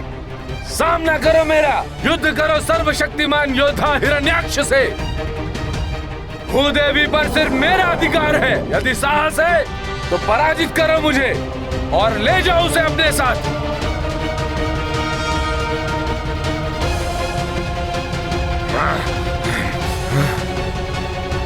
रुक जाओ, कायरों की तरह पलायन कहाँ कर रहे हो? लौटाओ मुझे मेरी भूदेवी। माता, प्रभु विष्णु जी ने अपना इतना अपमान क्यों सहा?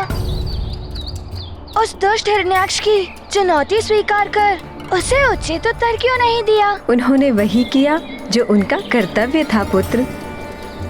सर्वप्रथम पीड़ित की सहायता कर उसकी पीड़ा को दूर करना हमारा कर्तव्य होता है। उसके उपरांत ही पीड़ा देने वाले को दंडित किया जाता है। अर्थात प्रभु का प्रथम उद्देश्य था माता भूदेवी की रक्षा करना। उसके पश्चात वो दुराचारी हिरण्याक्ष को दंडित करने वाले थे। सृष्टि एवं उसमें समाहित सभी जीवों की रक्षा के लिए भूदेवी को सौर मंडल में उनके उचित स्थान पर पुनः स्थापित करना अत्यंत महत्वपूर्ण था पुत्र। इसीलिए जगत के पालनहार प्रभु विष्णु जी ने यथाशीघ्र यह कार्य पूर्ण किया। भूदेवी जीवन की रक्षा करते आए सदा रमेशा, हिरण्याक्षा दंडित करने, रूप वराह का विष्णु धरे। अजर अमर है जीवन द्योतक, हनुमत श्री अग्रानत मस्तक। हरिहर काज करें जीवन हित, कपि सहाय करवे संकल्पित।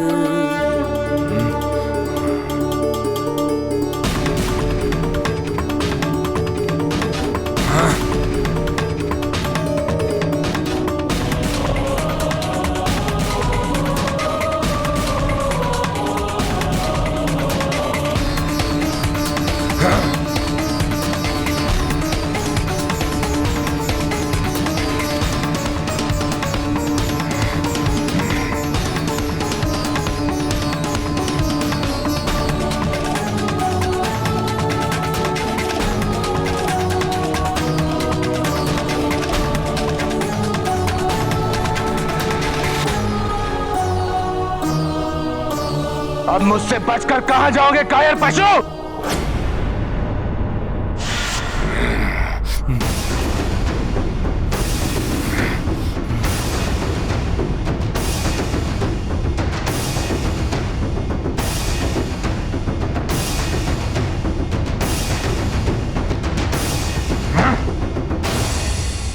ऐसा प्रतीत हो रहा है कि तुम मुझसे युद्ध करने के लिए अत्यंत आतुर हो। कायर और कुरूप पुकार, तुमने जिसका अनेकों बार अपमान किया, आज वो तुम्हारे सम्मुख है। इच्छा पूर्ण करो अपनी, आओ युद्ध करो मुझसे।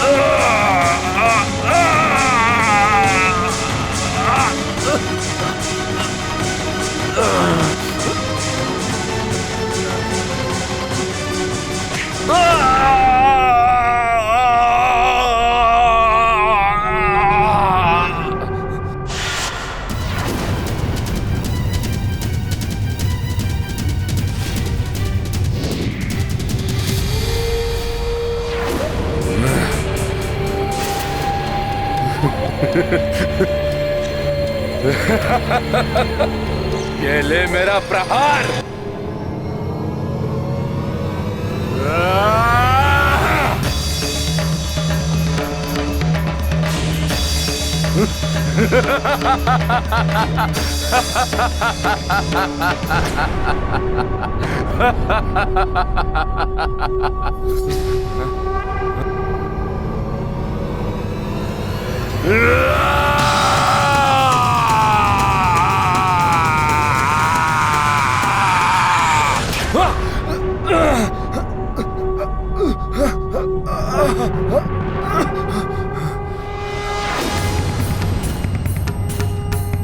बस इतनी ही शक्ति है तुम में हिरण्याक्ष।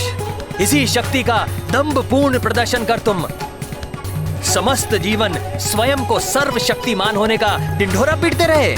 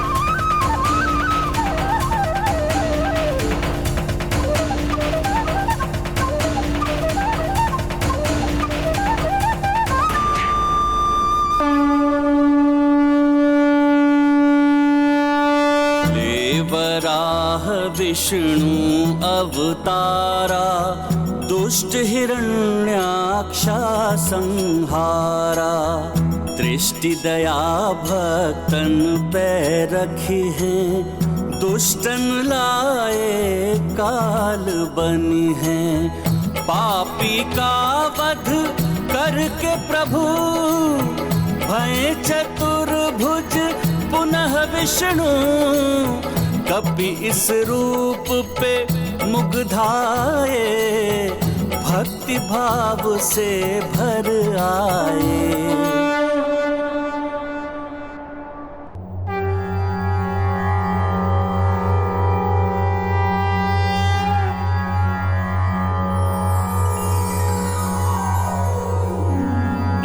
शंभुवे तुभ्यं सृष्टे सर्वार्थ वेदिने नमो हिरण्यगर्भाय वेधसे परमात्मने नमस्ते वासुदेवाय विष्णवे विश्वयोनये नारायणाय देवाय देवानां हितकारिणे नमोस्तुते चतुर्वक्र शारंग चक्रासिधारिणे सर्वभूतात्मभूताय कूटस्थाय नमो नमः नमोस्तुते वराहाय नमस्ते मत्स्यरूपिणे नमो योगाधिगम्याय नमः संकर्षणाय ते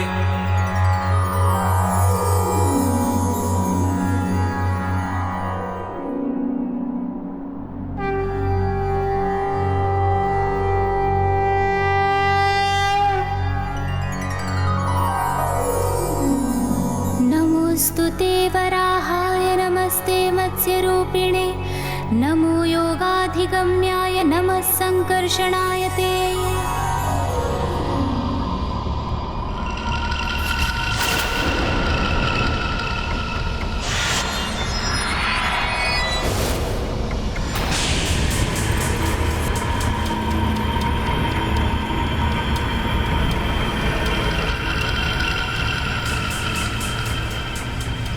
हिरण्याक्ष का शीश अनर्थ है ये, अनर्थ है ये।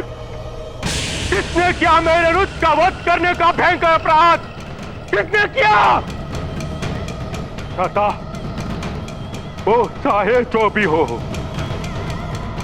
मैं उसे नष्ट कर दूंगा, अस्तित्व मिटा दूंगा, मैं उसका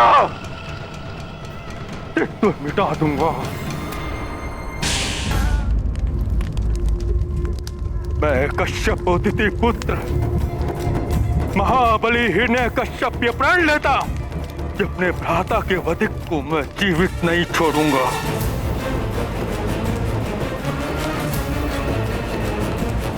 नहीं छोड़ूंगा जीवित। ये क्या माता, एक समस्या का अंत हुआ तो दूसरी समस्या ने जन्म ले लिया और हिरण्यकश्यपु ने ये कैसा प्रण ले लिया था माता? उसका यही प्रण उसके लिए ही अहितकर प्रमाणित हुआ होगा। हाँ पुत्र, हिरण्यकश्यपु का यही प्रण भविष्य में प्रभु के चौथे अवतार का कारण बना। प्रभु का चौथा अवतार? बताइए ना माता, प्रभु के इस अवतार में क्या हुआ था? अवश्य बताऊंगी पुत्र, परंतु उससे पूर्व तुम बताओ कि भगवान विष्णु के वराह अवतार की लीला से तुम्हें क्या सीख मिली?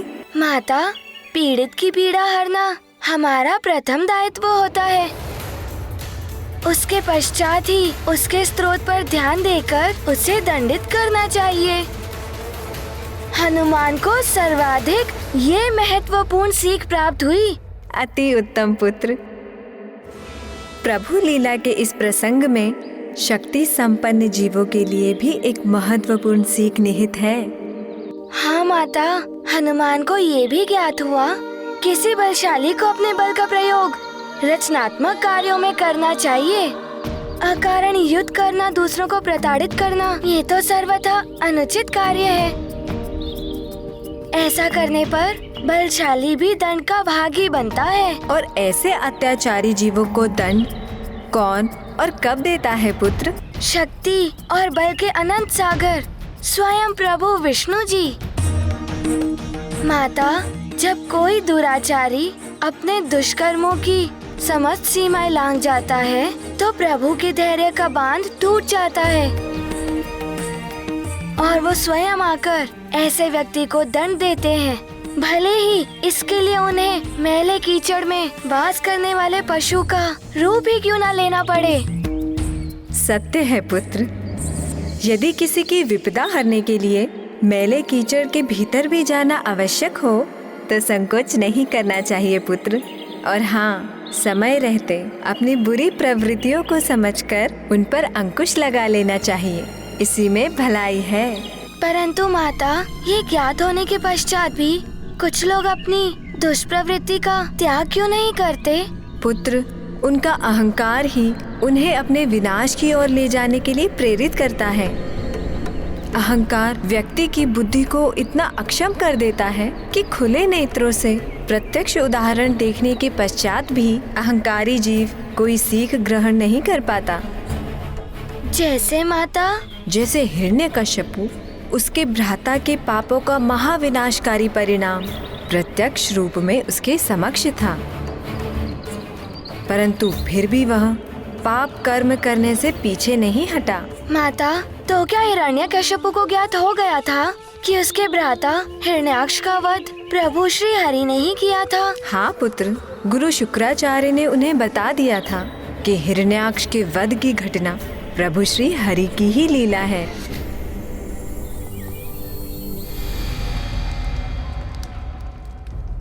हरी लीला, हरी लीला, बहुत देख ली हरी लीला। अब मैं उस हरि को हिरण्यकश्यप लीला दिखाकर उसे उसकी समस्त लीलाएं बुला दूंगा,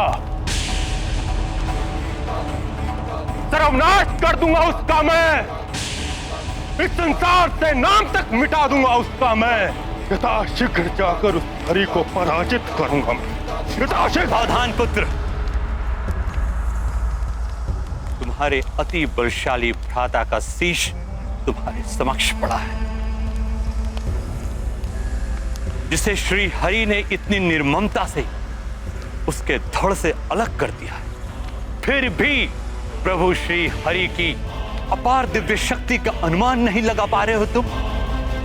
पुत्र, यदि तुम्हें श्री हरि के समक्ष अपने आप को जीवित रखना है तो उनसे युद्ध से पूर्व सृष्टि के रचयिता ब्रह्मा जी से अमृत का वरदान प्राप्त करो। चित कथन है आपका। अवश्य कोई असाधारण शक्तियों से संपन्न योद्धा ही हिरण्याक्ष का वध कर सकता था। अपने शत्रु की शक्तियों को कभी कम नहीं आंकना चाहिए। मैं यथाशीघ्र जाकर प्रभु श्री ब्रह्मा जी को प्रसन्न करने के लिए तपस्या प्रारंभ करता हूं।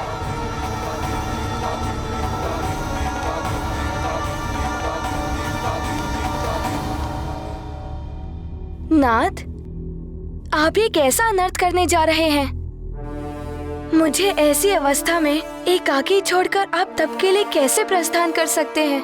ऐसी अवस्था अर्थात क्या हुआ है आपको देवी के याद? स्वामी, आपको संतान सुख प्राप्त होने वाला है। आप पिता बनने वाले हैं।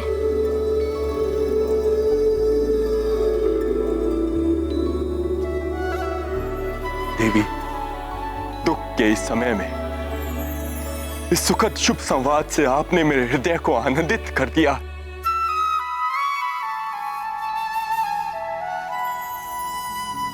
देवी, इसके लिए मैं आपका धन्यवाद करता हूं।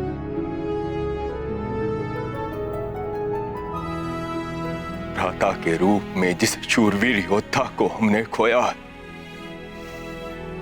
वो पुत्र बनकर लौट रहा है हमारे जीवन में। देवी, तो नाथ, आप स्वयं यहाँ उपस्थित रहकर इस सुख को अनुभव कीजिए।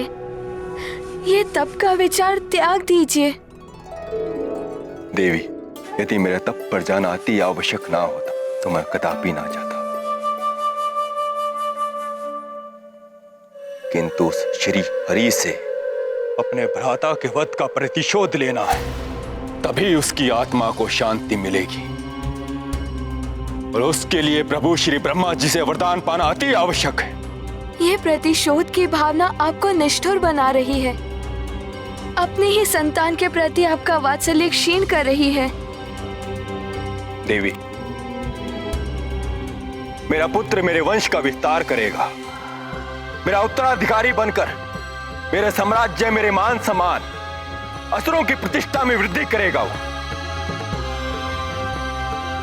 मेरे अपने अंश से उत्पन्न होने वाले अपने तेजस्वी पुत्र के प्रति वात्सल्य शून्य कैसे हो सकता हूं? तो प्रमाणित कीजिए अपना वात्सल्य, अपना पिता धर्म, और कह दीजिए कि आप नहीं जाएंगे वन, और यही मेरे साथ रहकर अपने पुत्र के जन्म का सुख भोगेंगे। देवी, हम हिरण्यों के लिए हमारी प्रतिष्ठा सर्वोपरि है। उसको ठेस पहुंचाने वाले को भयंकर परिणाम भुगतना ही पड़ता है। अपने पुत्र के लिए सशक्त उदाहरण रखना मेरे लिए अति आवश्यक है।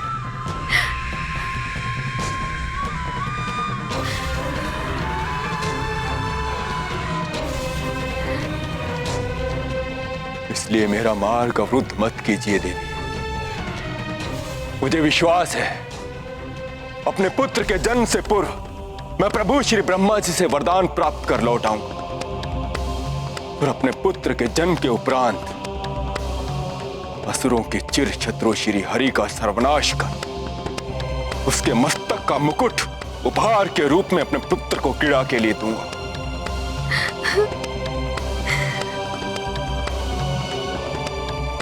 मैं शीघ्र लौट कर आऊंगा देवी। मेरे पुत्र का ध्यान रखना और अपना भी।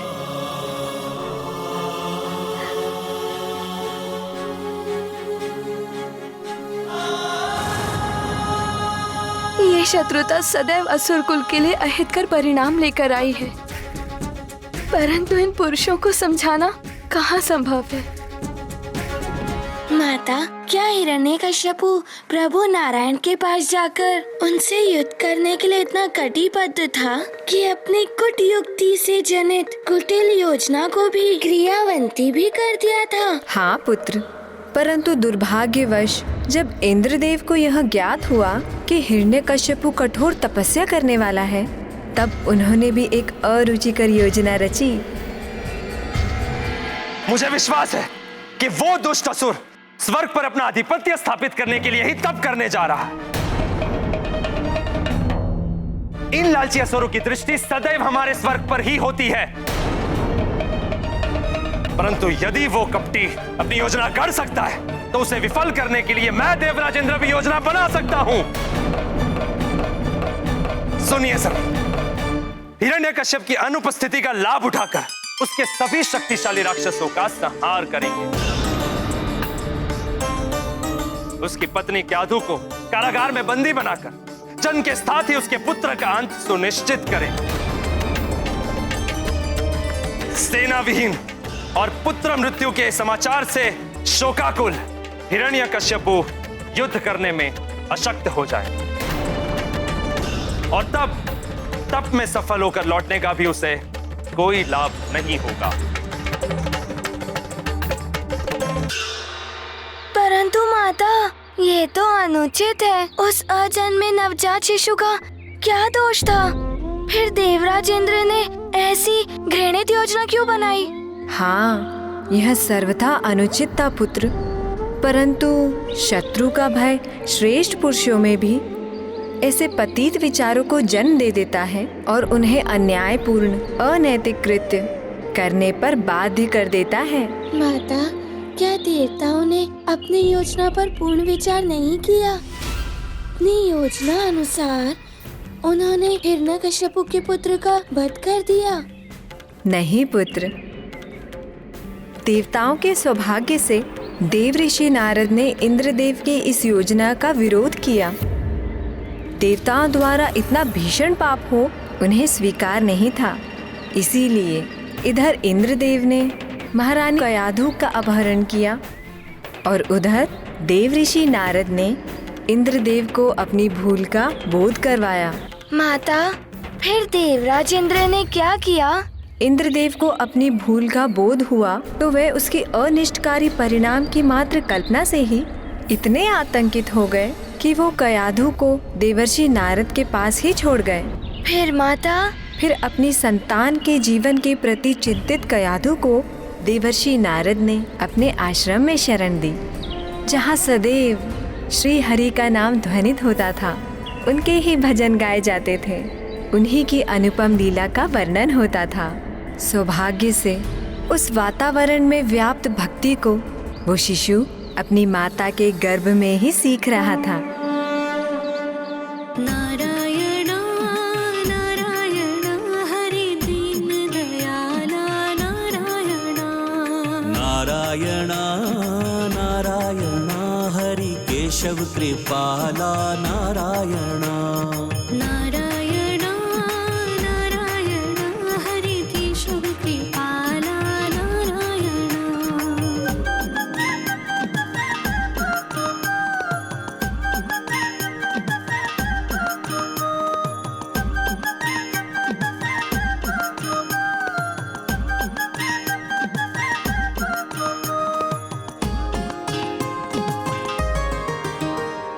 तुम जग के स्वामी जगपाल हो, तुम हो भोर विष्णु तुम रात हो।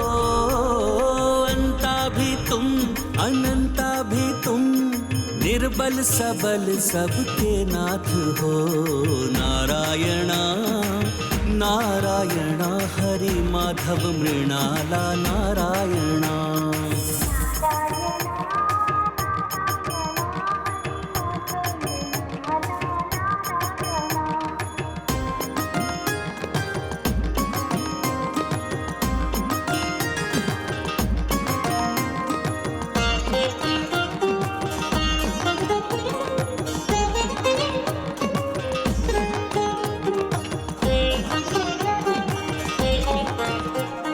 मत्स्य कूर्म का रूप धरा, जग स्वामी तुम जगदीश्वरा। तुम सर्वज्ञ हो सर्वत्र हो, जय हो तुम्हारी दामोदरा। नारायणा नारायणा हरि जय जगपाला नारायणा।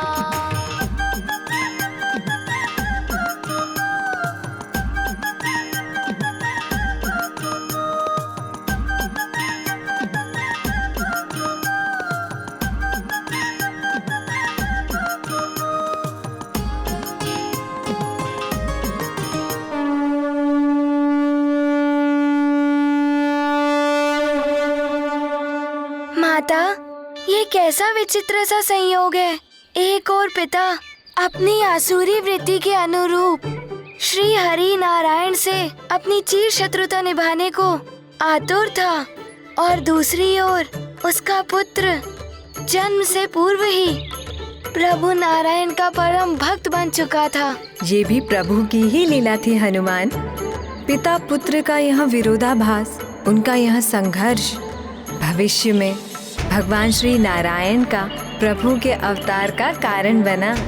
परंतु माता, आपने ये तो नहीं बताया कि हिरण्यकश्यपु अपनी तपस्या में सफल हुआ या नहीं। हिरण्यकश्यपु इस संपूर्ण घटनाक्रम से अनभिज्ञ घोर तपस्या में लीन था। ओम ब्रह्मदेवाय नमः। ओम ओम ब्रह्मदेवाय नमः। ओम ब्रह्मदेवाय एक पांव पर खड़ा होकर स्वामी की आराधना कर रहा था। उसकी तपस्या दृढ़ और अटूट थी। दिन, सप्ताह, माह बीत गए, परंतु वह एक ही अवस्था में खड़े होकर एकाग्रचित्त होकर तप कर रहा था। उसका मंत्रोच्चारण समय के साथ साथ और भी प्रभावी होता गया। ओम ब्रह्मदेवाय नमः। ओम ब्रह्माय नमः। ओम ब्रह्माय नमः। ओम ब्रह्मदेवाय नमः। ओम ब्रह्मदेवाय नमः। एक सच्चे भक्त के समान वो घोर तपस्या कर रहा था माता। हाँ पुत्र, और सच्ची भक्ति सदैव फलित होती है। माता, अर्थात ब्रह्मा जी ने उसकी भक्ति से प्रसन्न होकर उसे अमृतत्व का वरदान दे दिया। बताइए ना माता, फिर क्या हुआ था? आगे की घटनाओं का क्रमानुसार विवरण सुनो पुत्र। एक ओर तो प्रभु विष्णु जी की भक्ति के वातावरण में हिरण्यकश्यपु के पुत्र का जन्म हुआ, जिससे संपूर्ण आश्रम में प्रसन्नता की लहर दौड़ उठी और संपूर्ण आश्रम खुशी से भर उठा।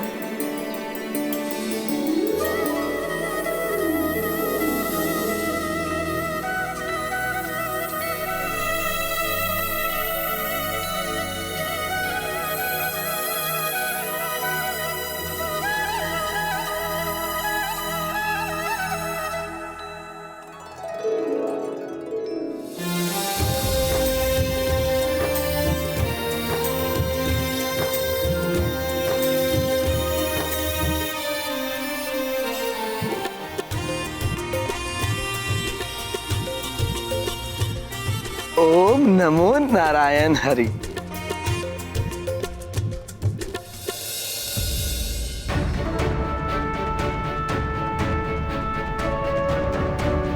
ओम नमो नारायण हरि। ओम नमो नारायण हरि। ओम नमो नारायण हरि। ओम ब्रह्मदेवाय नमः। एक और तो प्रभु की कृपा से श्री हरि के भक्त ने जन्म लिया, और दूसरी ओर उस शिशु के पिता को भी उसकी तपस्या का फल प्राप्त होने वाला था। ओम ब्रह्मदेवाय नमः। ओम ब्रह्मदेवाय नमः।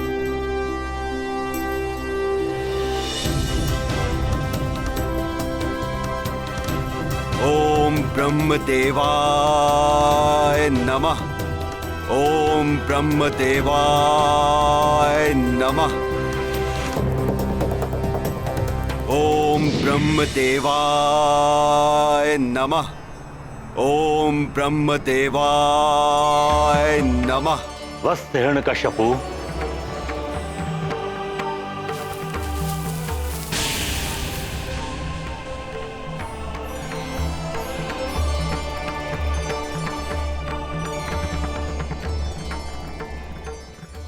प्रणाम प्रभु ब्रह्मदेव। कल्याण हो वत्स।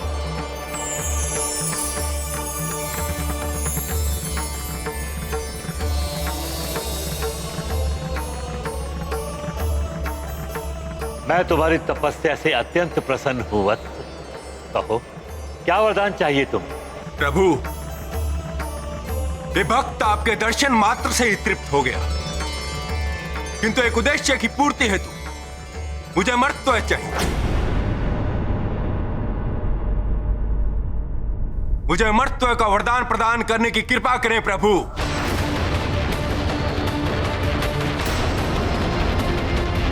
प्रभु, तब में कोई त्रुटि हुई है मुझसे, जिसके कारण मैं अमर्त्य की योग्यता प्राप्त नहीं कर सका?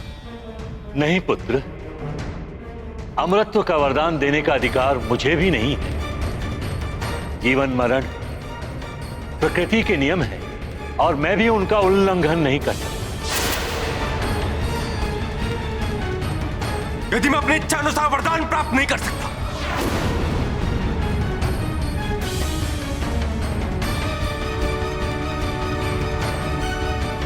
क्षमा कीजिए प्रभु। तो फिर तप का क्या लाभ है? प्रभु, मुझे तपोफल के रूप में अमरत्व चाहिए, मात्र अमरत्व है।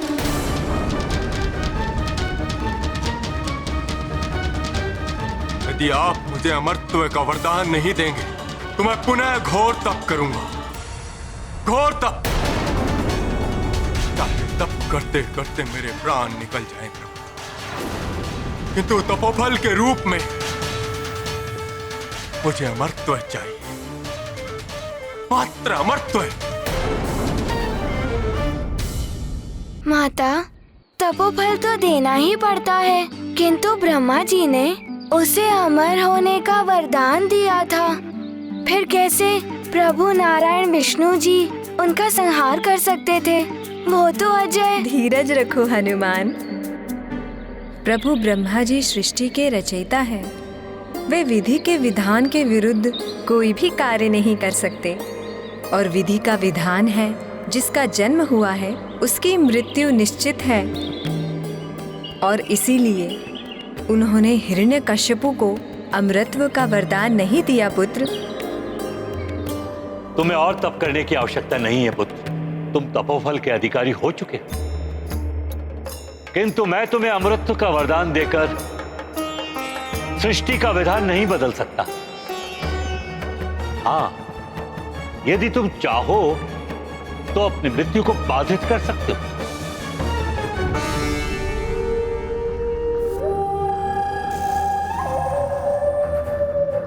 उचित है प्रभु, जैसा आप चाहें। ना दिन में ना रात में, ना भीतर ना बाहर, ना आकाश में ना पाताल में, ना जल में ना थल में, ना देव से ना नर से, ना यक्ष से ना राक्षस से, ना गंधर्व या किन्नर से, ना उभयचर या नरचर से, ना स्थलचर या जलचर से, ना मंत्र या तंत्र से, ना जिसकी सृष्टि आपने की है किसी के द्वारा मेरी मृत्यु ना हो। यही नहीं प्रभु, मेरी शक्तियों के समक्ष कोई भी योद्धा टिक ना पाए। तीनों लोकों में मेरी ही विजय का पताका लहराए। यही वरदान मुझे प्रदान कीजिए। तथास्तु।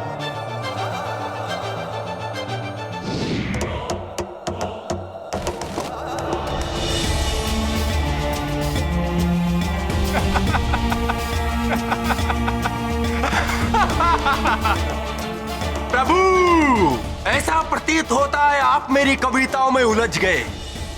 आप ये जान ही नहीं पाए कि मैंने आपसे क्या मांग लिया। बल में सर्वोपरि, तीनों लोगों का सम्राट, बाधित मृत्यु के रूप में अमरता का वरदान। सर्वशक्तिमान हो गया ये हिरण्यकश्यप, सर्वशक्तिमान। अवध्य हो गया हूं मैं, अवध्य, सर्वथा अवध्य।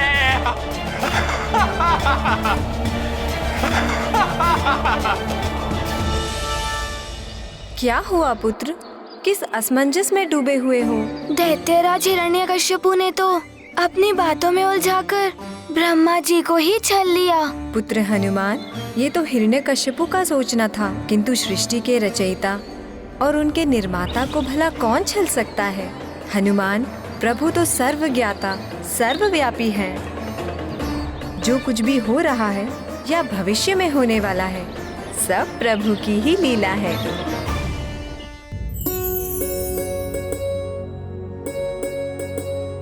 देवर्षि, आप तो त्रिकालदर्शी हैं, सर्वज्ञ हैं।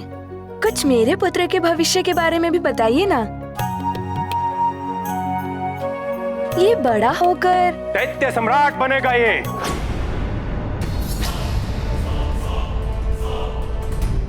महाबली असुरराज बनेगा मेरा पुत्र। स्वामी, तीनों लोकों पर शासन करेगा मेरा पुत्र।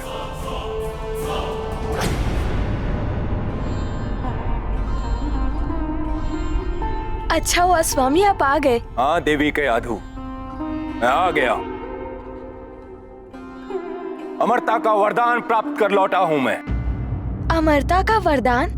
हाँ, एक प्रकार से अमरता का ही वरदान है ये।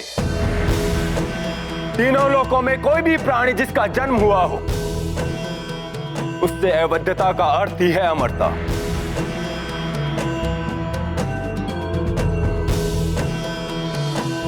देवी, ये मेरे घोर तप का परिणाम तो है ही, किंतु इसमें वो सौभाग्य भी सम्मिलित है जो मेरा पुत्र लाया है मेरे लिए।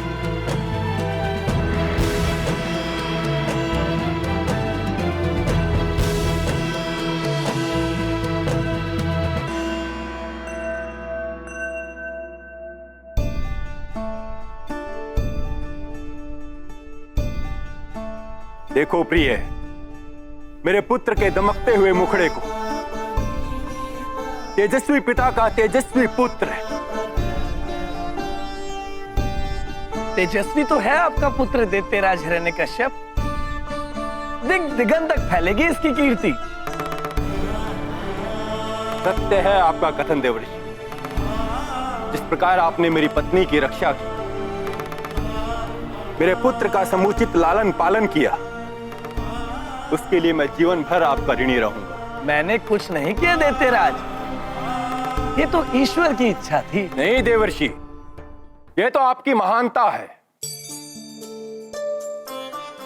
महारानी कयाधु, अब हम राजभवन चलकर गुरुदेव से अपने पुत्र के लिए एक महान नाम का शोध करवाएंगे, जिसकी प्रसिद्धि दिग दिगांत तक फैल जाएगी। स्वामी, क्यों ना हम देवर्षि से ही अपने पुत्र का नामकरण कराएं?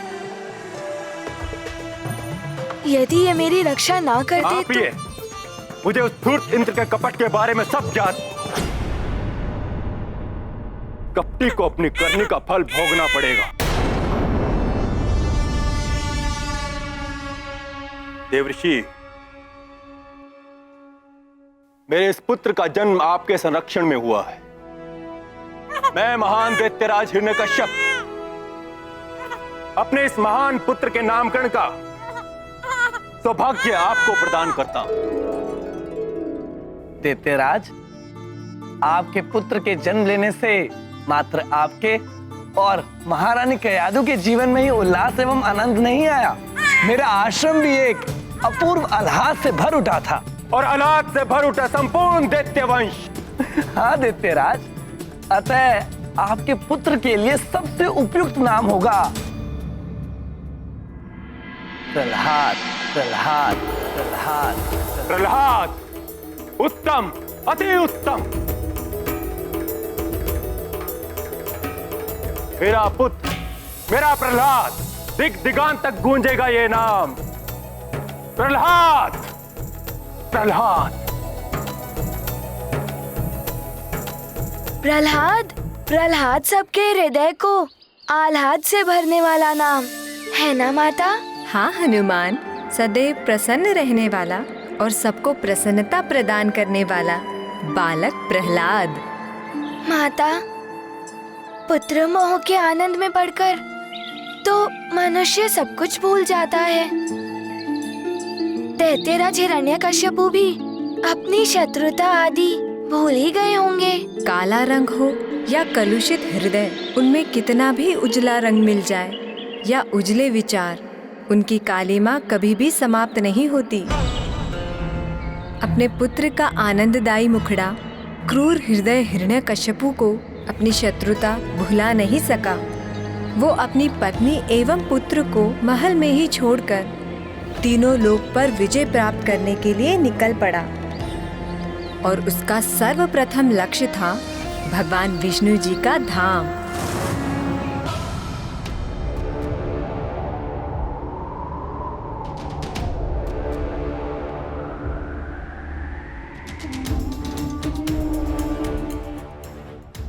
ये द्वार क्यों नहीं खुला?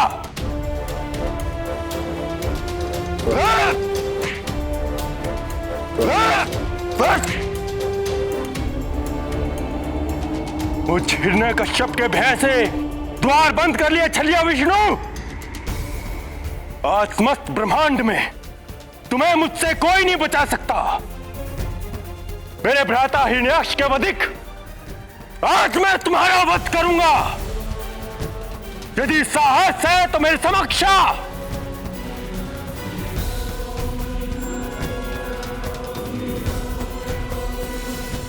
द्वार खोलो भीरू विष्णु।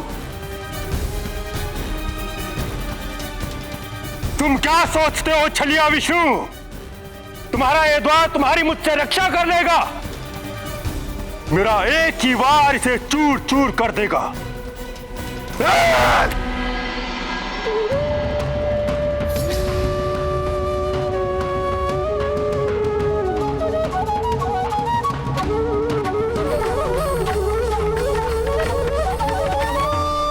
ईश्वर से प्राप्त शक्तियों की सार्थकता तभी है जब इनका प्रयोग जन कल्याण के लिए हो, ना कि निजी स्वार्थ के लिए। राम भक्त महाबली हनुमान को जानना हो तो चैनल को सब्सक्राइब करें और बेल आइकॉन दबाना न भूलें।